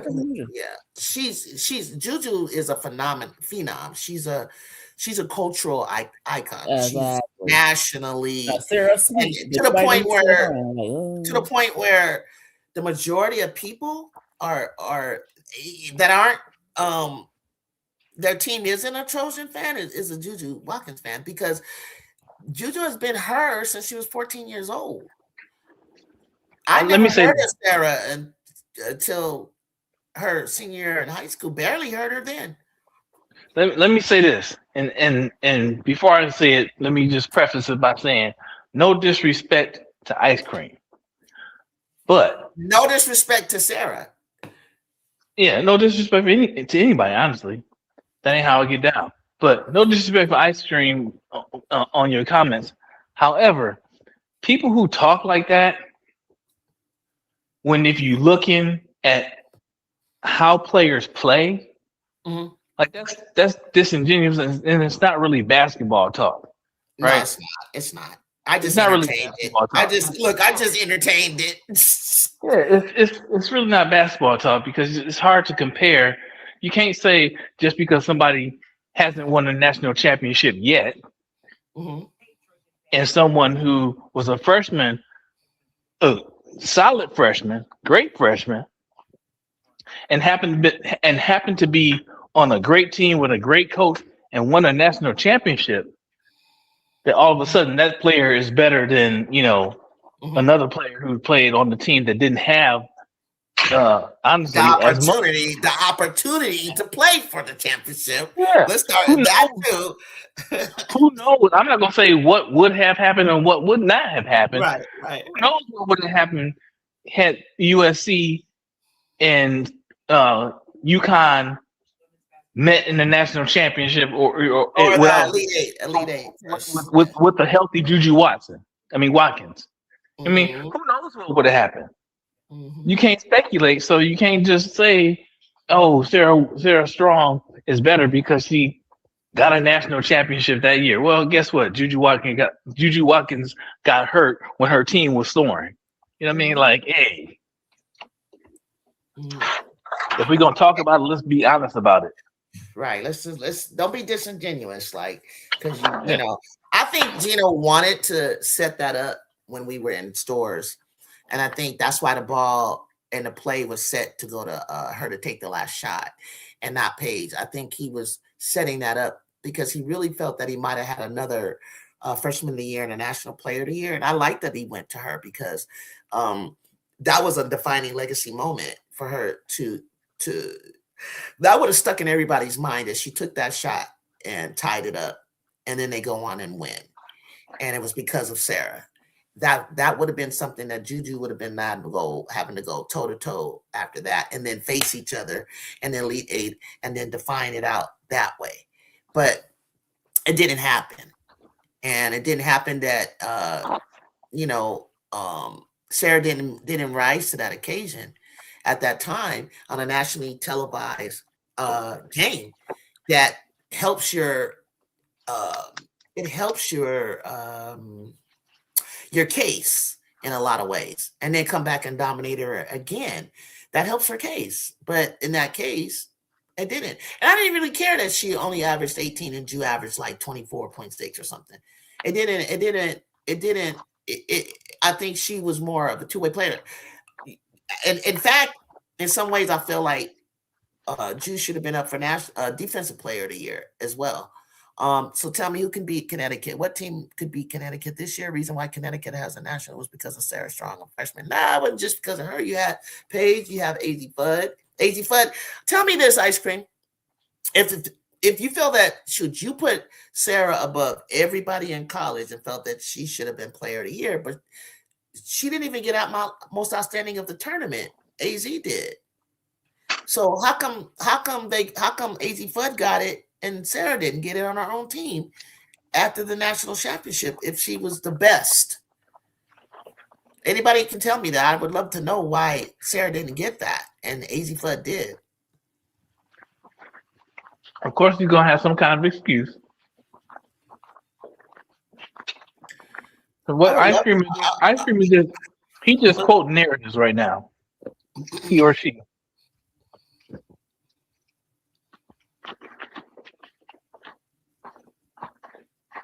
Yep, just quoting narratives. Yeah, I would love, I'm going to ignore that and move on. I entertained it.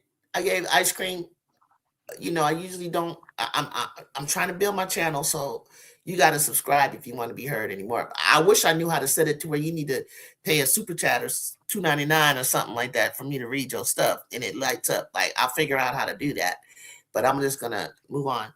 All right, so we talked about AP25 Wooden Awards, Valentine's, the brackets. It's kind of hard to talk brackets right now, but it's very interesting to me because I'm watching I have to watch my team where we are. Because my thing is, even though we're not like a top seed this year, for me, everything that we do is building upon next year. And everything that we're developing in our players, I can tell with the addition coming in, as long as these girls know how to, I'm hoping for Kara. I would even love to see London, get picked up in the pros, whether it be AU or overseas or whatever. But obviously, Kara Dunn is right there in the mix. I want her to continue to play well and be considered a top draft pick. So that's where I'm coming from on this channel and what we're about. And staying positive, staying optimistic, continuing to see the coaching staff develop my team and get them ready for conference play as well as tournament, and just to shock some people, be a sleeper if you can. And then also, I love watching all the rest of the team that are going on. That are, you know, what else is going on and taking place in the country. And I think the biggest game for now is probably going to be Saturday. I've seen all the other matchups. I've seen everything that I could possibly want to see. Next, I think my biggest thing is this, and then I'm ready for the tournament plays of each conference. That's going to be fire too. That's where I'm at with this whole thing. And yeah.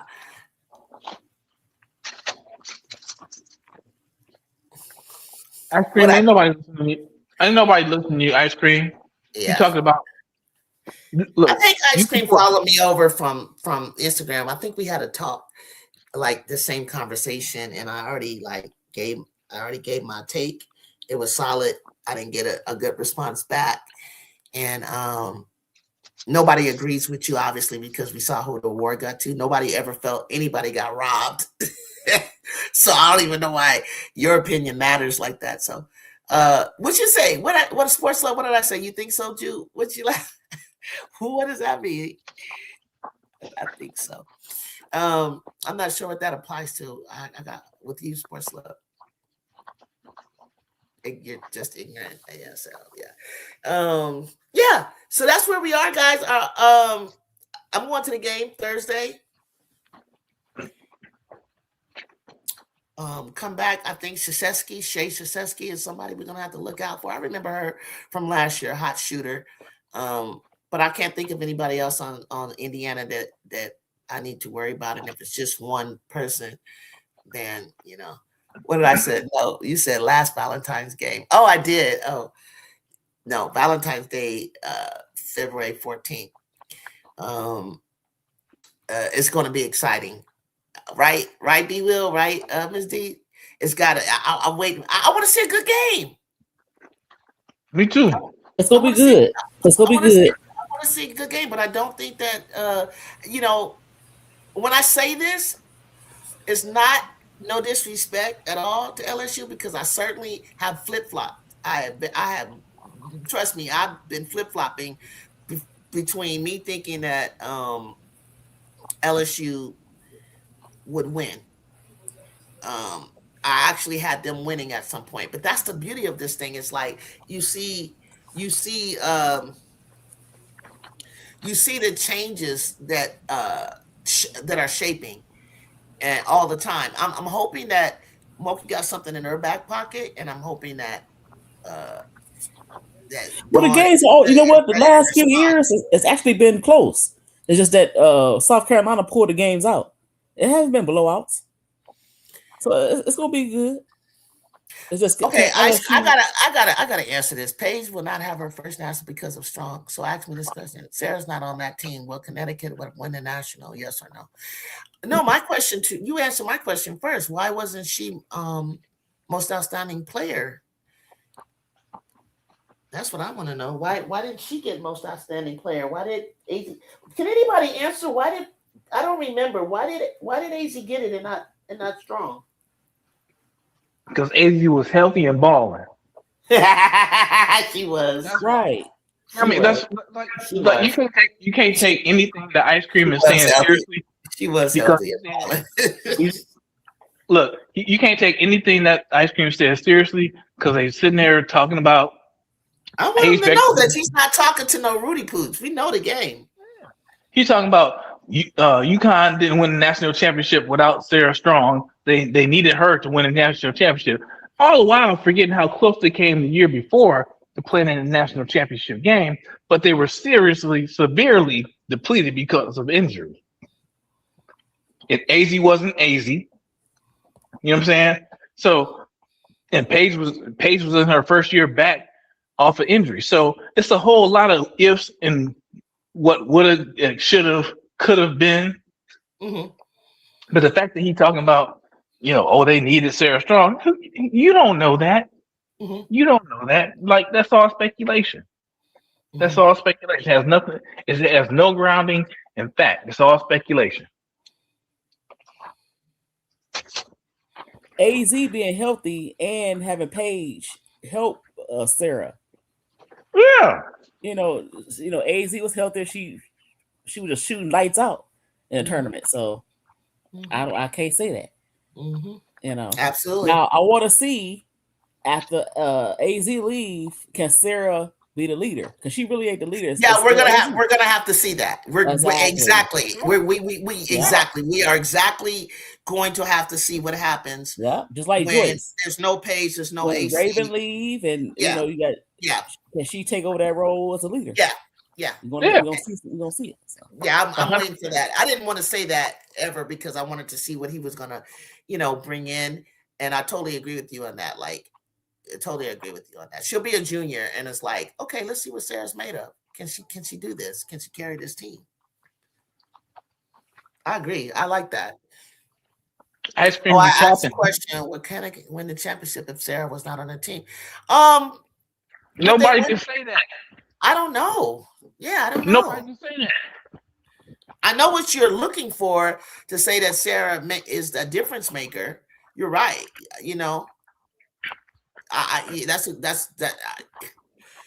That. But would they win without Paige? Would they win without AZ on the team? Like, they're all even to me. Like, I don't exactly. I don't exactly, Juju. Exactly. I think we needed all three, actually.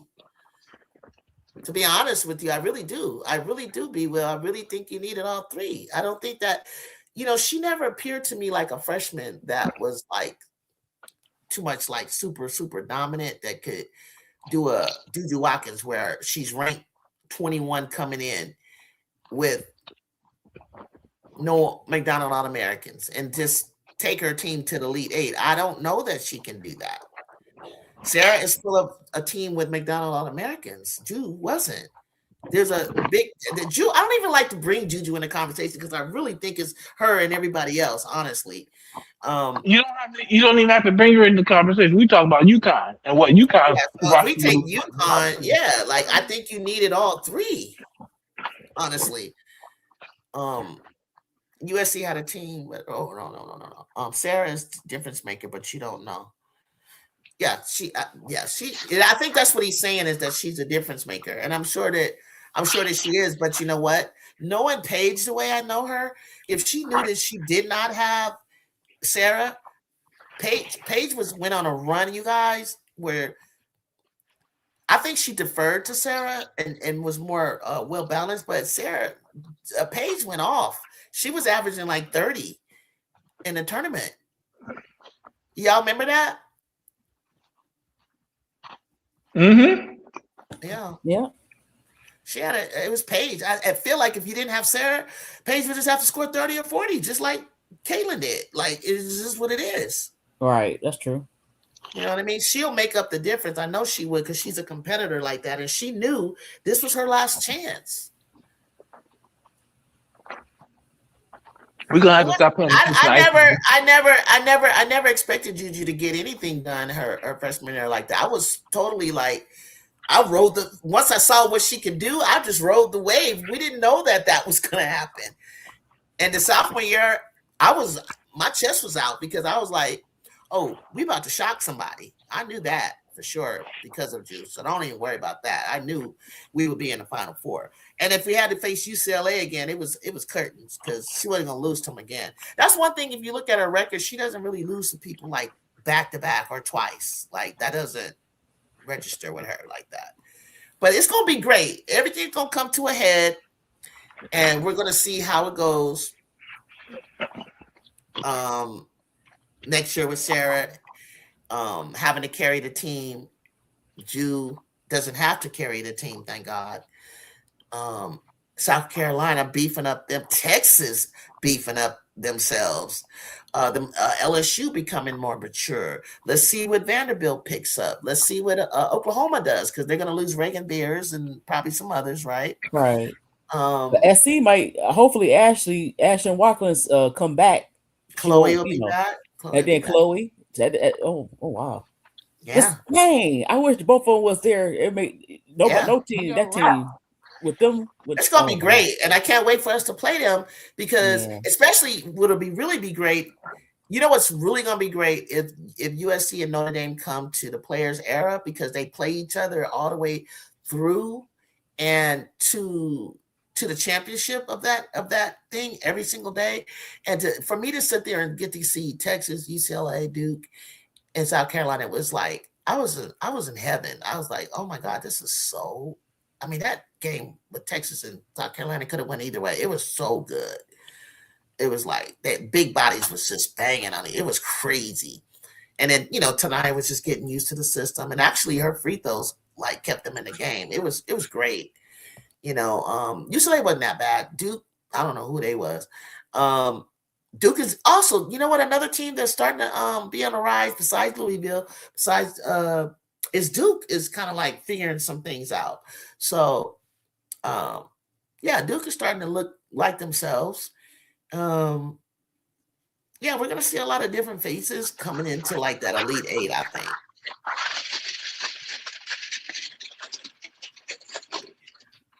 I hope so. That's good for basketball. Yep, that's good for basketball. I think last year that UConn probably would have still won without Sarah, but it would have been a whole lot closer. It wasn't going to be no blowout. Only because I felt like South Carolina needed more offense. That's all. And that's why they went out and got the number one scorer in the nation, Tanaya. And I think Tanaya Latson is not done. I think you're going to see her emerge to be, because everybody's putting her down right now and all that kind of stuff. But Sarah, I mean, I think Tanaya, if she's healthy, is going to emerge to be exactly who you think she is in the tournaments. And I hope tonight I have like a Kimball Walker run Connecticut. Man, yeah, like go off. Just go off like Kimball Walker. I thought about that. Yeah. I remember that. It's gonna be over for. Oh, that's a good example. That's a good example. I remember that. Yep.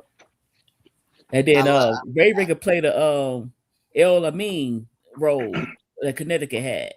So she'll be Kemba, and she be and Raven be El Amin, the leader, or Martine Cleaves. Do a little Martine Cleaves lead everybody.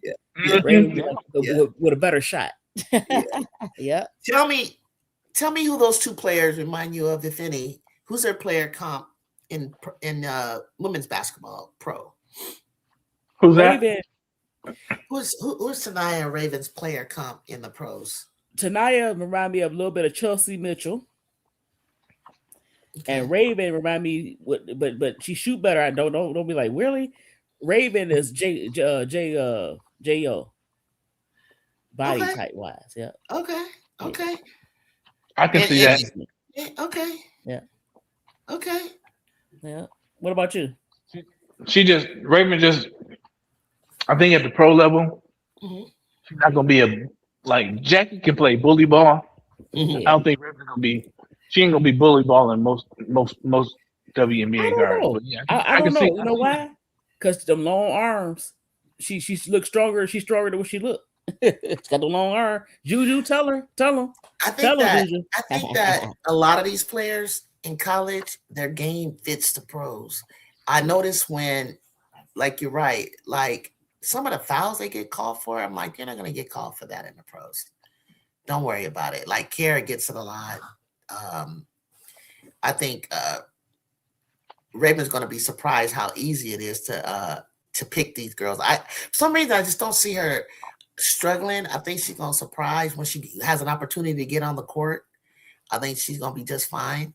If I'm wrong, I'm wrong, but I kind of feel like her game is more suited for the pros. And the things because the game is going to be sped up, there's going to be a lot more spacing. And there's going to be a lot more people that can handle their passes. Now, Tanaya may struggle, I think, because she lacks an outside shot.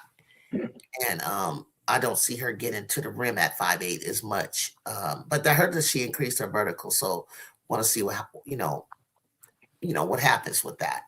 But I think everybody was surprised, and I was for the I think the minutes early in the game that Papa plays was perfect for her. Even the times that she was starting when Jordan Canada was down, but she wasn't built yet for the nitty gritty of the physicality of the game, or as the game was on the line. But if you put her in there in spots and you put her in there in certain situations, she's like a situational player. But I think she's going to continue to figure it out because she wants it. And I admire her because I've heard she's had like double ACL surgeries, and I would never known that if you look at her playing. Who's that? Pow Pow. Oh yeah. That's the thing. It's a different day and age, man. Like it's no longer a career-ending injury. It's no longer even necessarily a career-altering injury. Mm-hmm. Yeah. They're having a conversation about winning without a big, and how I don't agree that you need a big to win it all. I think in the Final Four stretch, you need definitely perimeters, players, and guards. I think the basketball NCAA is geared towards guard play. That's why everybody's stacking up on the guards. And then, having a big at the end, when you get to the championship, having a big, honestly, Final Fours and stuff like that can make a difference. But to be honest with you, when the press comes out and the fast breaks get to going and the speed and they speed you up, sometimes those bigs just get in the way.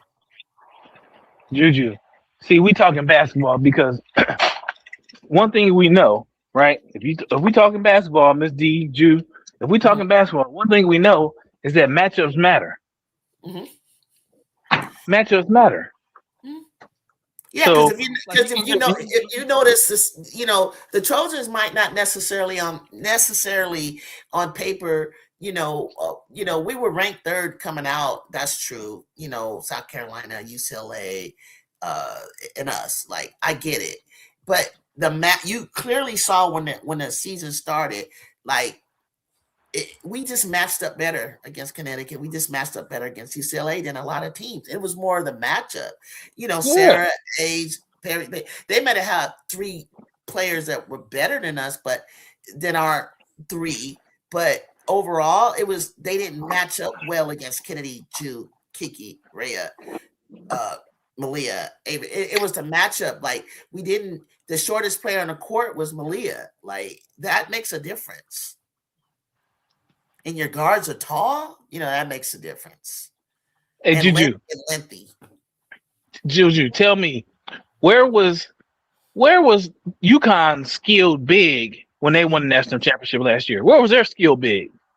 Getting toe up. Getting 23 and 10 from Rhea, Jan Alfie, Ice Brady was on the bench. Where was it? Wasn't their big that did anything to South Carolina. It wasn't that. It was not that. So, it's crazy. I just love watching teams get better in increments and in stages and in process. When I saw UConn in person in LA, it's like they were already there. Like, when I saw UCLA play South Carolina, they were at the moment, they were just the best team at the moment in the country in November. But as time went on, I didn't see that anymore from them.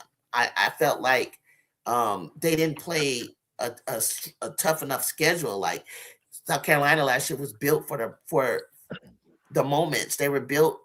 They went through the gauntlet. They had a stronger strength of schedule, enough to get there, maybe not to win it, but to get there. And unfortunately, Watkins went down. Ashland went down. Ashland went down. Like, I think, they probably lost with Ashland that day, but also they got benched. Or she didn't get benched. She didn't want to go back in. So, it was trouble. There was things going on, and when you get there, after you play all of those games to get there, it's like it's a lot of luck, it's a lot of good health, it's a lot of like everybody knows what everybody's gonna do. I mean, the scout is out on it. It's like, who wants it more? I don't really know what to say. It's like if you haven't figured out what you couldn't stop, if you've seen them earlier that year, you still haven't figured it out. I doubt you're gonna figure it out later.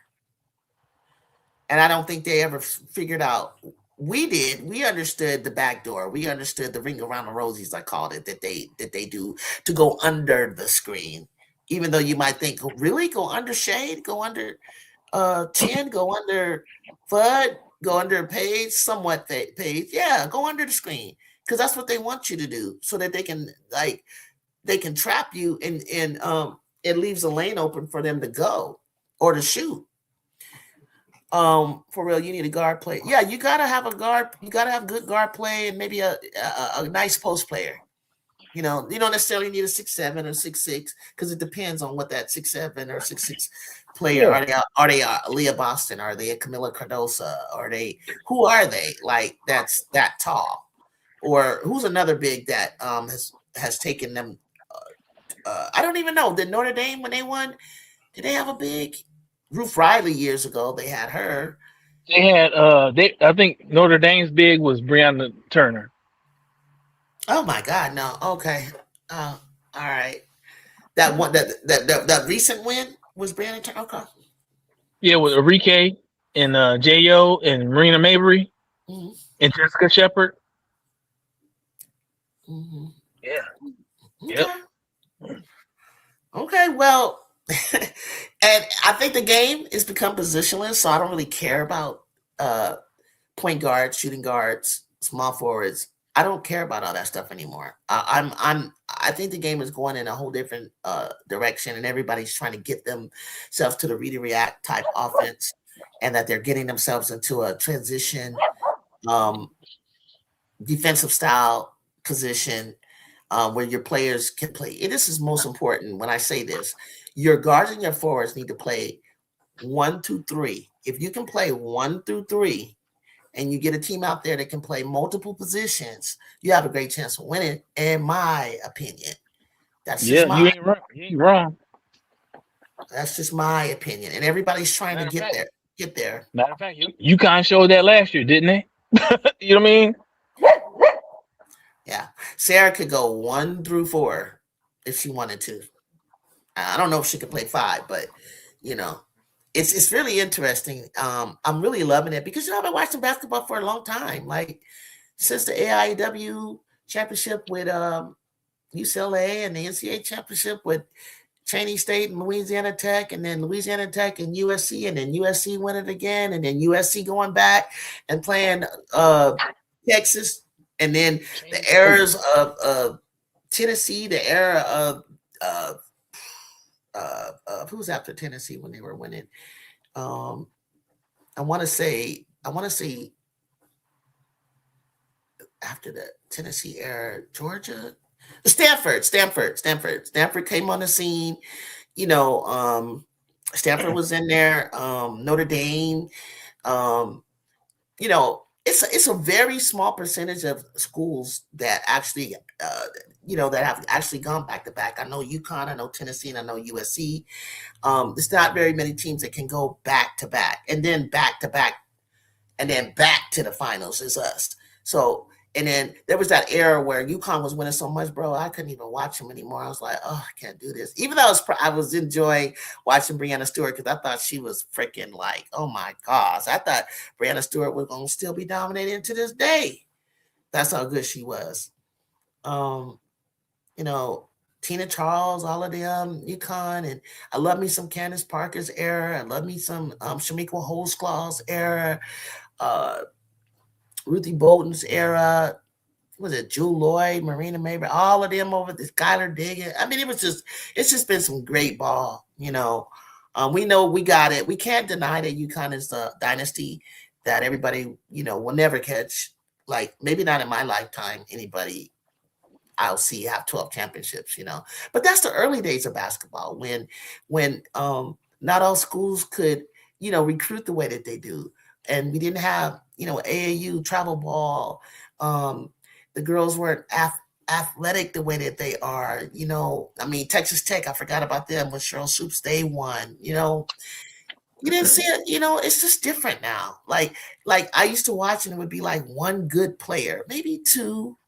Now you got 5 that can ball out. That's way more interesting. Sometimes 6, 7. You know, like it's crazy. It's crazy. I never thought that Joyce was getting ready to be as dominant as she was. I knew Joyce maybe by her senior year, her junior year, but actually Joyce has no choice but to do what she's doing, and I'm very proud of her. She's actually getting down. I think that it's going to be a lot on her because you know they're going to key in on her. So I need to see somebody outside of Joyce carry this team when they need it. So. But also, I'm just speaking on them because I'm thinking, you know, UCLA. Let me give hats off and props to UCLA. Although we know that they tend to fade out when it's time to rise and shine, they actually have a core group that could go to the finals. Hear me now. Hear me out. If they play to their potential, they can be in the finals, and don't be shocked if you see that happen, you know, because a team that has not won since a program and a college that has not won since 78, and it wasn't NCAA, and then a coach has been coaching almost 15 years there, like she has to get it done. You know, she got the number 1 and number 2 player of their class, Kiki and Betts, Angela Dukelich, Gabriella. You went out and got Gianna Neepkins, Charlize Ledger-Walker. Am I forgetting? Sienna Betts will be coming along. I mean, if it's the time to do it, the time is now. That's all I really wanted to say, y'all. But I love that you guys came in. Before you leave, hit that like button. I'll try to come back. I love the conversation. I appreciate you, Ms. D. I appreciate you, Be Well, always, for coming up and supporting me. I do have 2 new co-hosts that have some things, you know, they need to deal with before they in their lives that they need to come up. So say a little prayer for them to come on up here in the future. I love their energy. I love their takes. We flow well together. But for now, no, I don't. I haven't been on Seth's show since last year. I just kind of got back coming in you know, with my show. Well, thank you for having me. I've caught it a couple of times, and it's good. She's got it going on over there. I got to give it to her. She got it going on. I expect nothing less. Thank you, Juju, for having me on your show. Yeah, it's fun. Yeah, I like talking to top 25, and we're gonna see about this game. I can't wait. As it gets closer, maybe the night before. I know that it's gonna be a lot of conversation on other stations, but I miss you too. Want to do a preview of that?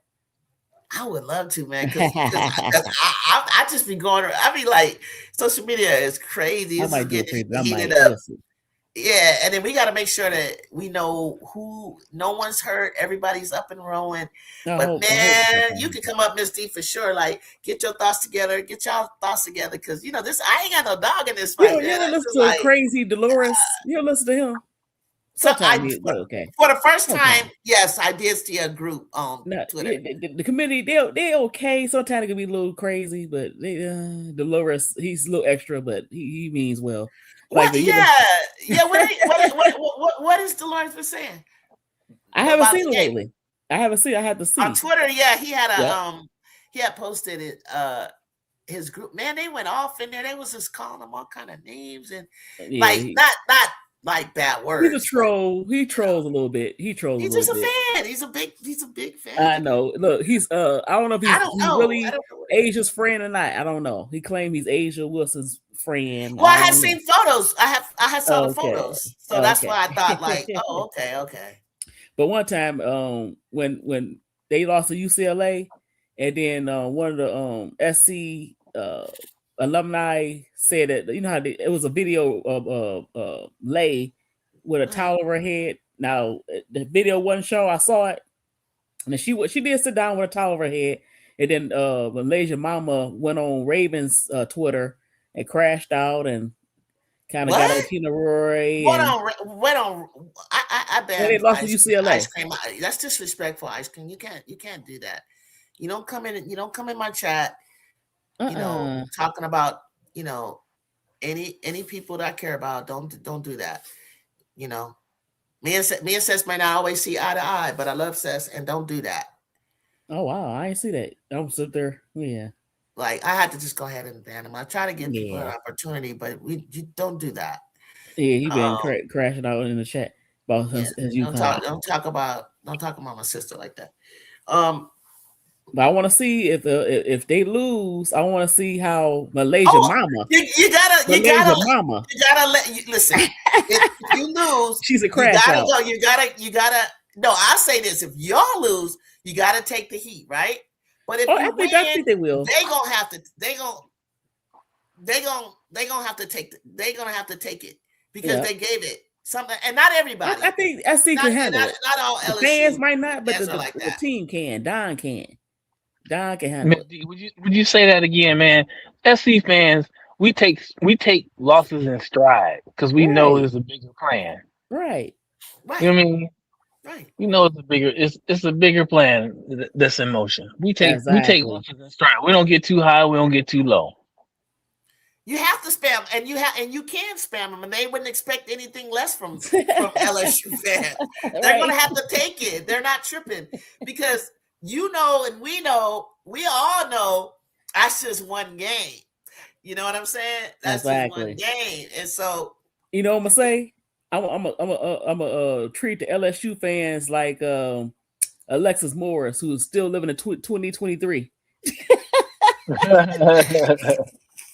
She's still talking about 2023. I was the most popular player, not Angel. I was popular. No, they was Angel had to keep your head on straight.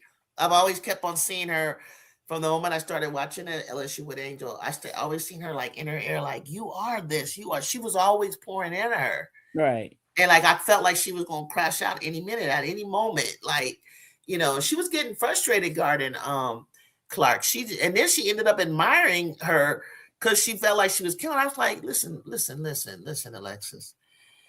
Clark, take no shade from her. I take nothing from her, but you you fangirled way too hard because Raven like shut that shit down, and I don't care. And I knew she could the whole time. I was just waiting for Don to figure it out. Like, would you just put them long ass arms that kid got on this kid? Because I would always say Clark comes on the court dribbling like this, standing straight up, looking over the top, and I'm like. Yeah. I'm like, why nobody? Because that's what I do on defense. Yeah. I'm like, why nobody don't snatch that freaking ball from her? Who she thinks she is dribbling in front of Raven like that? Yep. Well, I don't know if she's still on the Globetrotters. I think she's on another team. I saw it on Twitter or somewhere. Alexis Morris. She's on some team, some pro team that I never heard of, but it's all right. Well, I wish her the best. I don't want to see her not succeed. Yeah, but I don't think get out of 2023. Get 2023. You gotta get out of 2020. We moved on. Like we're not even there anymore. It was a great run. It was a miracle run. It was something that Coach Smokey inherited that you're really gonna ever see someone come in. And she inherited the team. She didn't build it. Now she's building, and now we can see. In this day and age, can she, build? Another thing, UConn I always felt was good, but they were so damn injured.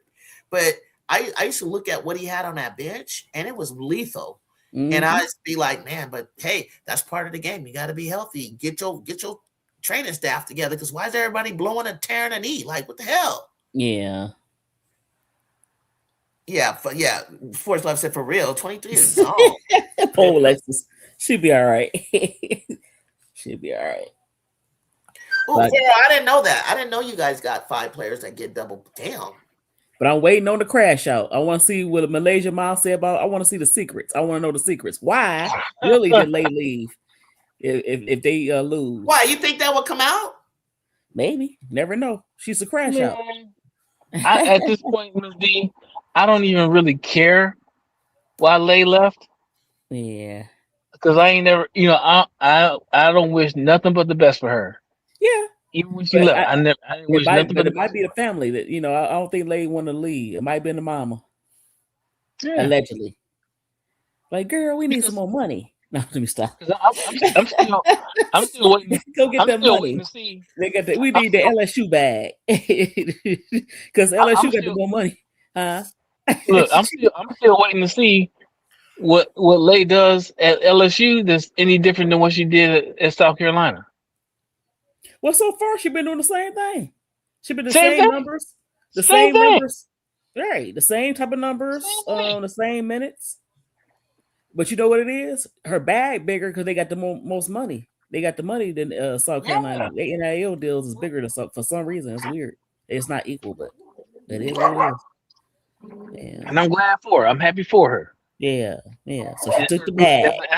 As a South Carolina fan, as much as I was sad to see her leave, I'm still happy for her at the end of the day. Yeah. But not to LSU though. That really no. I will say this. Not with Kim Wilkie. I will say this about Lay. I'm proud of where Lay's defense has come. But guess who did that? Don, not Kimmy. Don did that. Yeah. Her defense? Yeah. Lay one of the best defenders on that team right now. Yeah. Yeah, I'm glad to see that she's utilizing her athleticism and her speed to her advantage on defense. That's gonna go. It's gonna go really well for them in 2027 because she's gonna have to have a lot more. She's gonna have to be a 30-something minute player next year. You're gonna find out. She's gonna get more minutes at the Big Foley, even bigger role. We'll see. And look, everybody when the seniors leave, we're gonna see who's really real. Yeah. The seniors, sophomores, and juniors are really real. Yeah. And seniors, gonna be seniors now next year. Tessa, same thing with you, Tessa. When Raven leave, it's gonna be you and Mouse, and then Jersey, but she a freshman, so you gonna be the leader. But they still I still think Agon Maker is going to be one of your guards. Oh, she is. But we talking about leaders. We talking about leaders. Oh, leaders. Oh, right, because she's a senior, and we're gonna see if she can move into that role. Not necessarily you're not gonna be Raven. Raven's special. It's gonna be Chloe and Joyce. Chloe and Joyce. Right. If Watkins comes back, Watkins will be a leader. Yeah. So let me ask you: if Ashley comes back and Chloe comes back, what position does Joyce play as a starter? That's gonna be the question because one of them got to play the wing. Joyce or Chloe got to play the wing, or either one of them is playing the wing, or one of them is coming off the bench. Right. One of those three is coming off the bench, or either Chloe or Joyce is going to play the wing and start. You think she'll have the credits to transfer if she's not attending school at South Carolina right now? Who's that? Watkins. I bet she will transfer. She come back. She's not in school at South Carolina. Is what I'm saying. Oh, I don't know. No.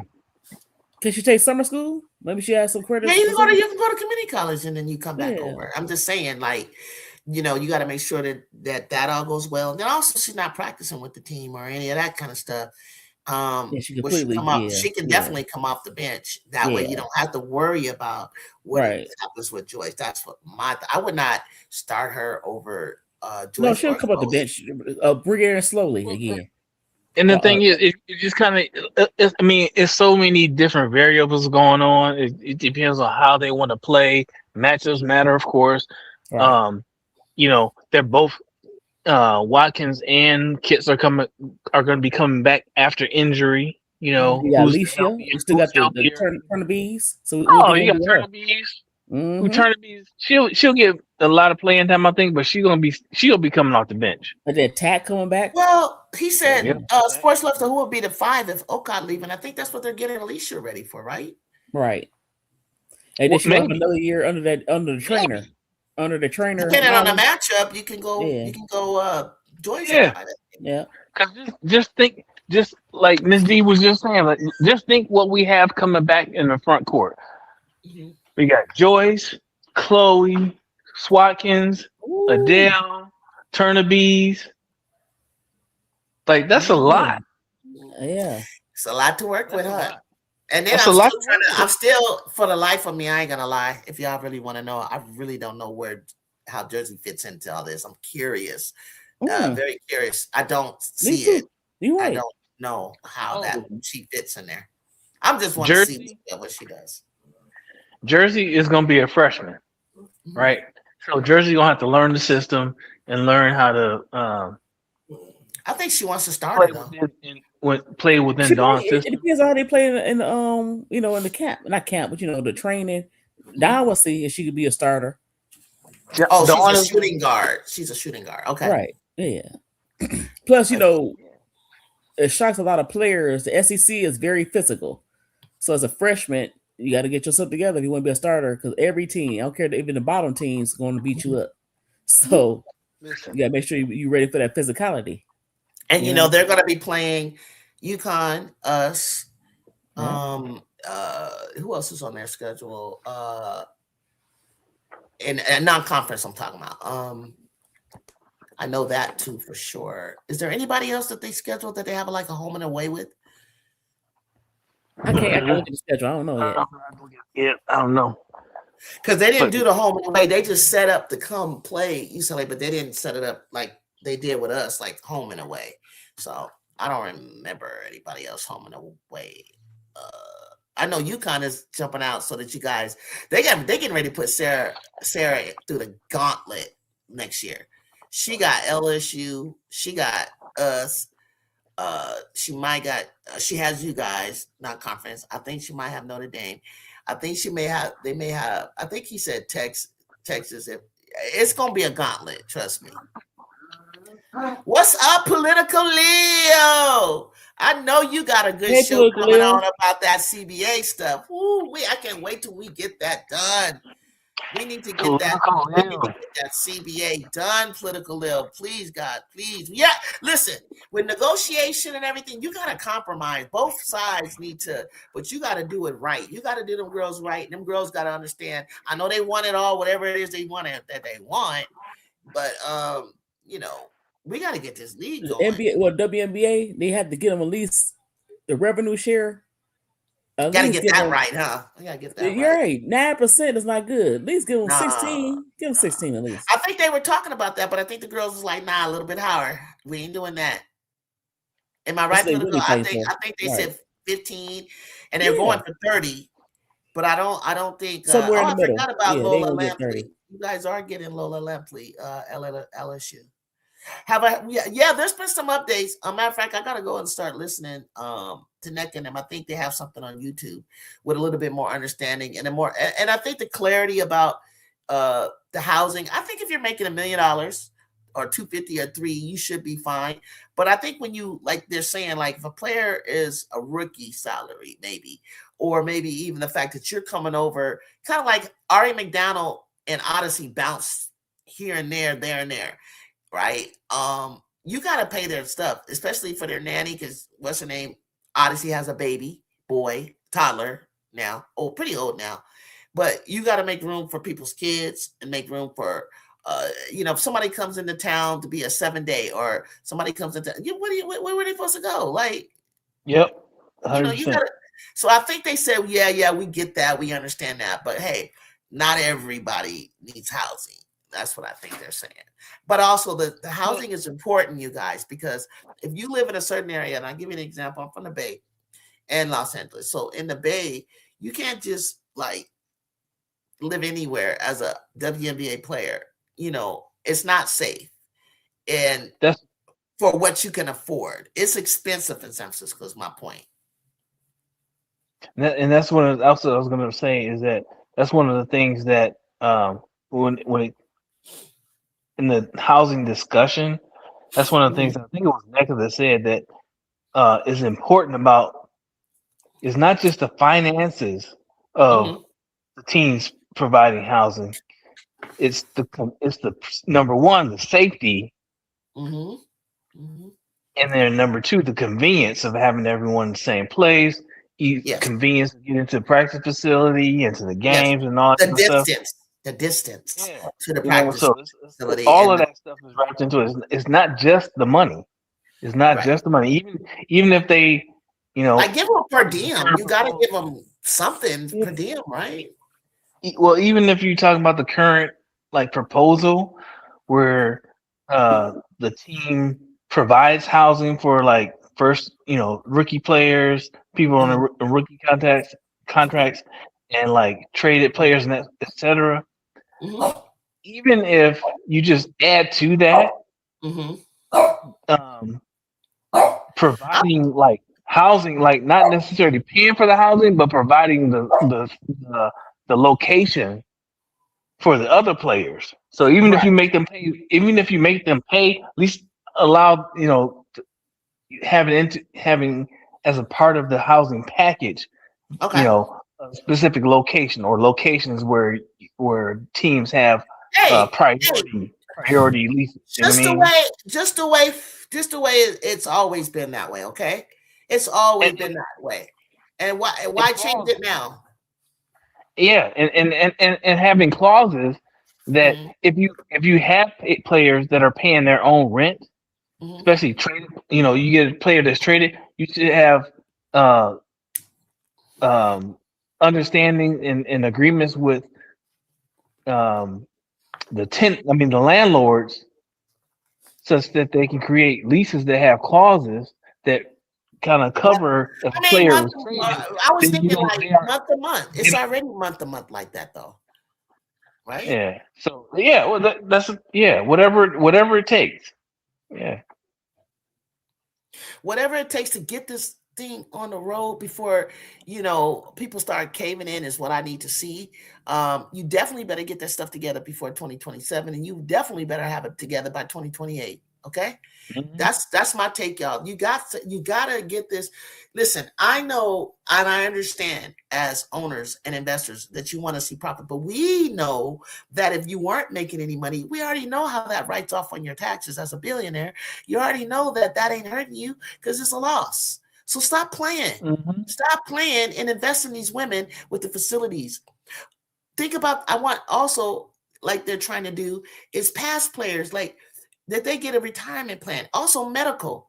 If you got a bum, you leave the league with a bum knee and you don't have any medical insurance for the surgeries and all that kind of stuff, like there has to be some type of insurance for putting their body night in, night out on the line like that.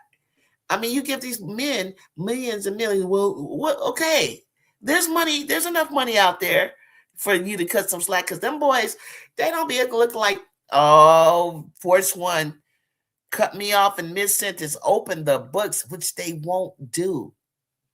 Yep. That's another red flag for me. That is one of my biggest red flags. That I didn't know that they won't allow them to look at the books and see where all this money is going. And they told the fans that they're not making no money. How do they know? How do we know? Right. Yep. Not we, right. But right. The players. Like, how do they know that? Exactly. So that they might be making more than what they trying to put out there. Because if you open the books, something's fishy. Trust me, something's fishy. If you listen to this podcast, anybody, man or woman, do not go with the narrative, oh, they not making no money. Don't ever have that come out your mouth, okay? Because they not opening the books. So quit believing, quit spitting out stuff that you hear. Come on, stop it. In what world is the league expanding while losing money? Stop it. Exactly. If they was losing money, what owner would keep having a pro team that's not making no money? Will keep a team. Stop it. Right. That's crazy. Well, I mean, but not every team in pros is really making money as some of the top teams. So they know that to be true. And it's fairly young because, it took about 25 years for the NBA to start making money. And then on top of that, this is a women's game. And if you want them to make money, then you need to open up with marketing, invest in the players' well-being, and so on and so forth, in order to get better production out of your athletes. It's like we're in this together with the owners. Like, you want to make money, we want to make money, we want exposure, but you got to market them right, and you weren't. Now you have all these avenues where the players are marketing themselves, and they're doing way better. Matter of fact, Unrivaled came in so hot. and it has the blueprint that the WNBA. It took you're not even thinking you couldn't even do what they're doing. They had more at the game in Philly than the own NBA Philly team. That's crazy to me. Yep. People want to see the game. Like, what's so hard about it? It's really nice. They're just trying to take advantage. That's all it is. I mean, I get you want to make your money. I get it, but you're not losing because I know you're right. Not all. Invest in them, and you will make the money. Because if you can't see the trajectory and the trend of women's sports right now, I don't know what you're looking at. And I think that's the problem.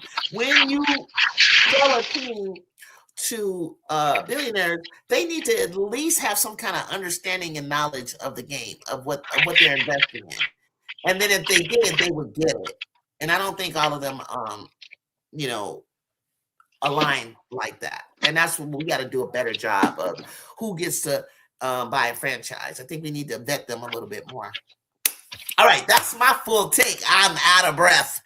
But I see what time I need to go up because it helps you guys get home. And you guys, it's pretty late on the East Coast. It's about almost 7 on mine.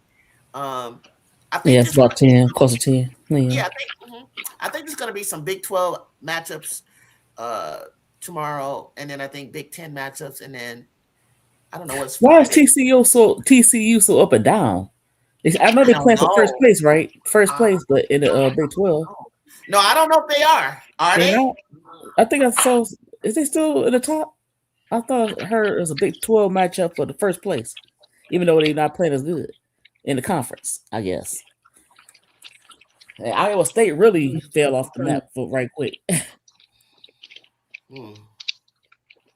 Because let me try to see. I'm trying to think who it was that just played 4 top spot in the Big 12. Kansas? Was it Kansas? No. Is it Iowa State? Are they still up there? Let me see. You know what? That conference is wide open. At first, I thought TCU, and then I thought Iowa State, then I thought Baylor, then I thought Texas Tech. But it's wide open. It's wide open. It's gonna be good. It's gonna be a good conference tournament coming up. Hold on. Big 12.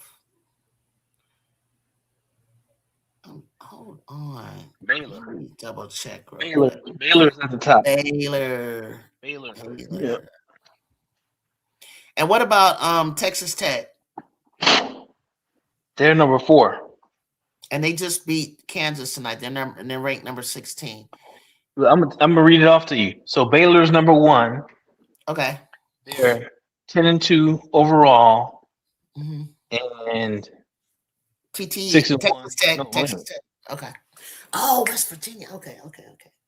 Go ahead. I'm sorry, West Virginia. I like them. I like them too. I like West Virginia, and I like Texas Tech. Baylor is 10-2 in the conference, 21-4. You could just read off conference 10-2, Texas Tech 10-3, West Virginia 10-3, TCU 9-3, Oklahoma State, Colorado. Oh, Iowa State dropped. Utah, Kansas, ASU. Look at ASU hanging in there with the little 6-6. BYU. Okay. All right. We see it. I can see that. Wow, Baylor. Okay. Anybody surprised with Texas Tech?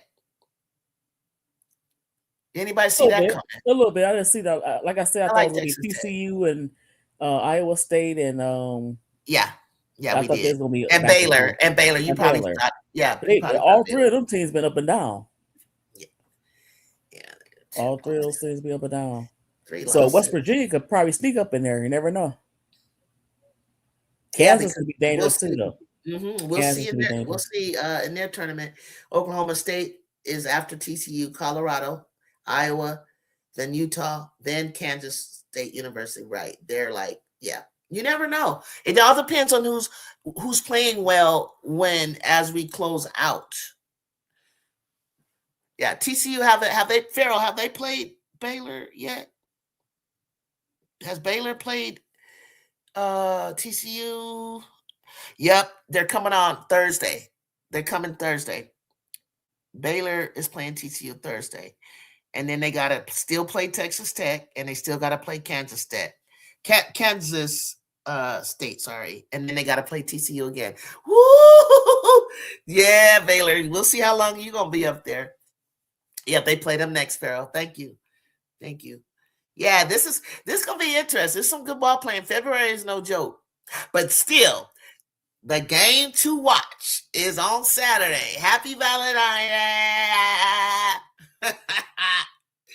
I can't wait.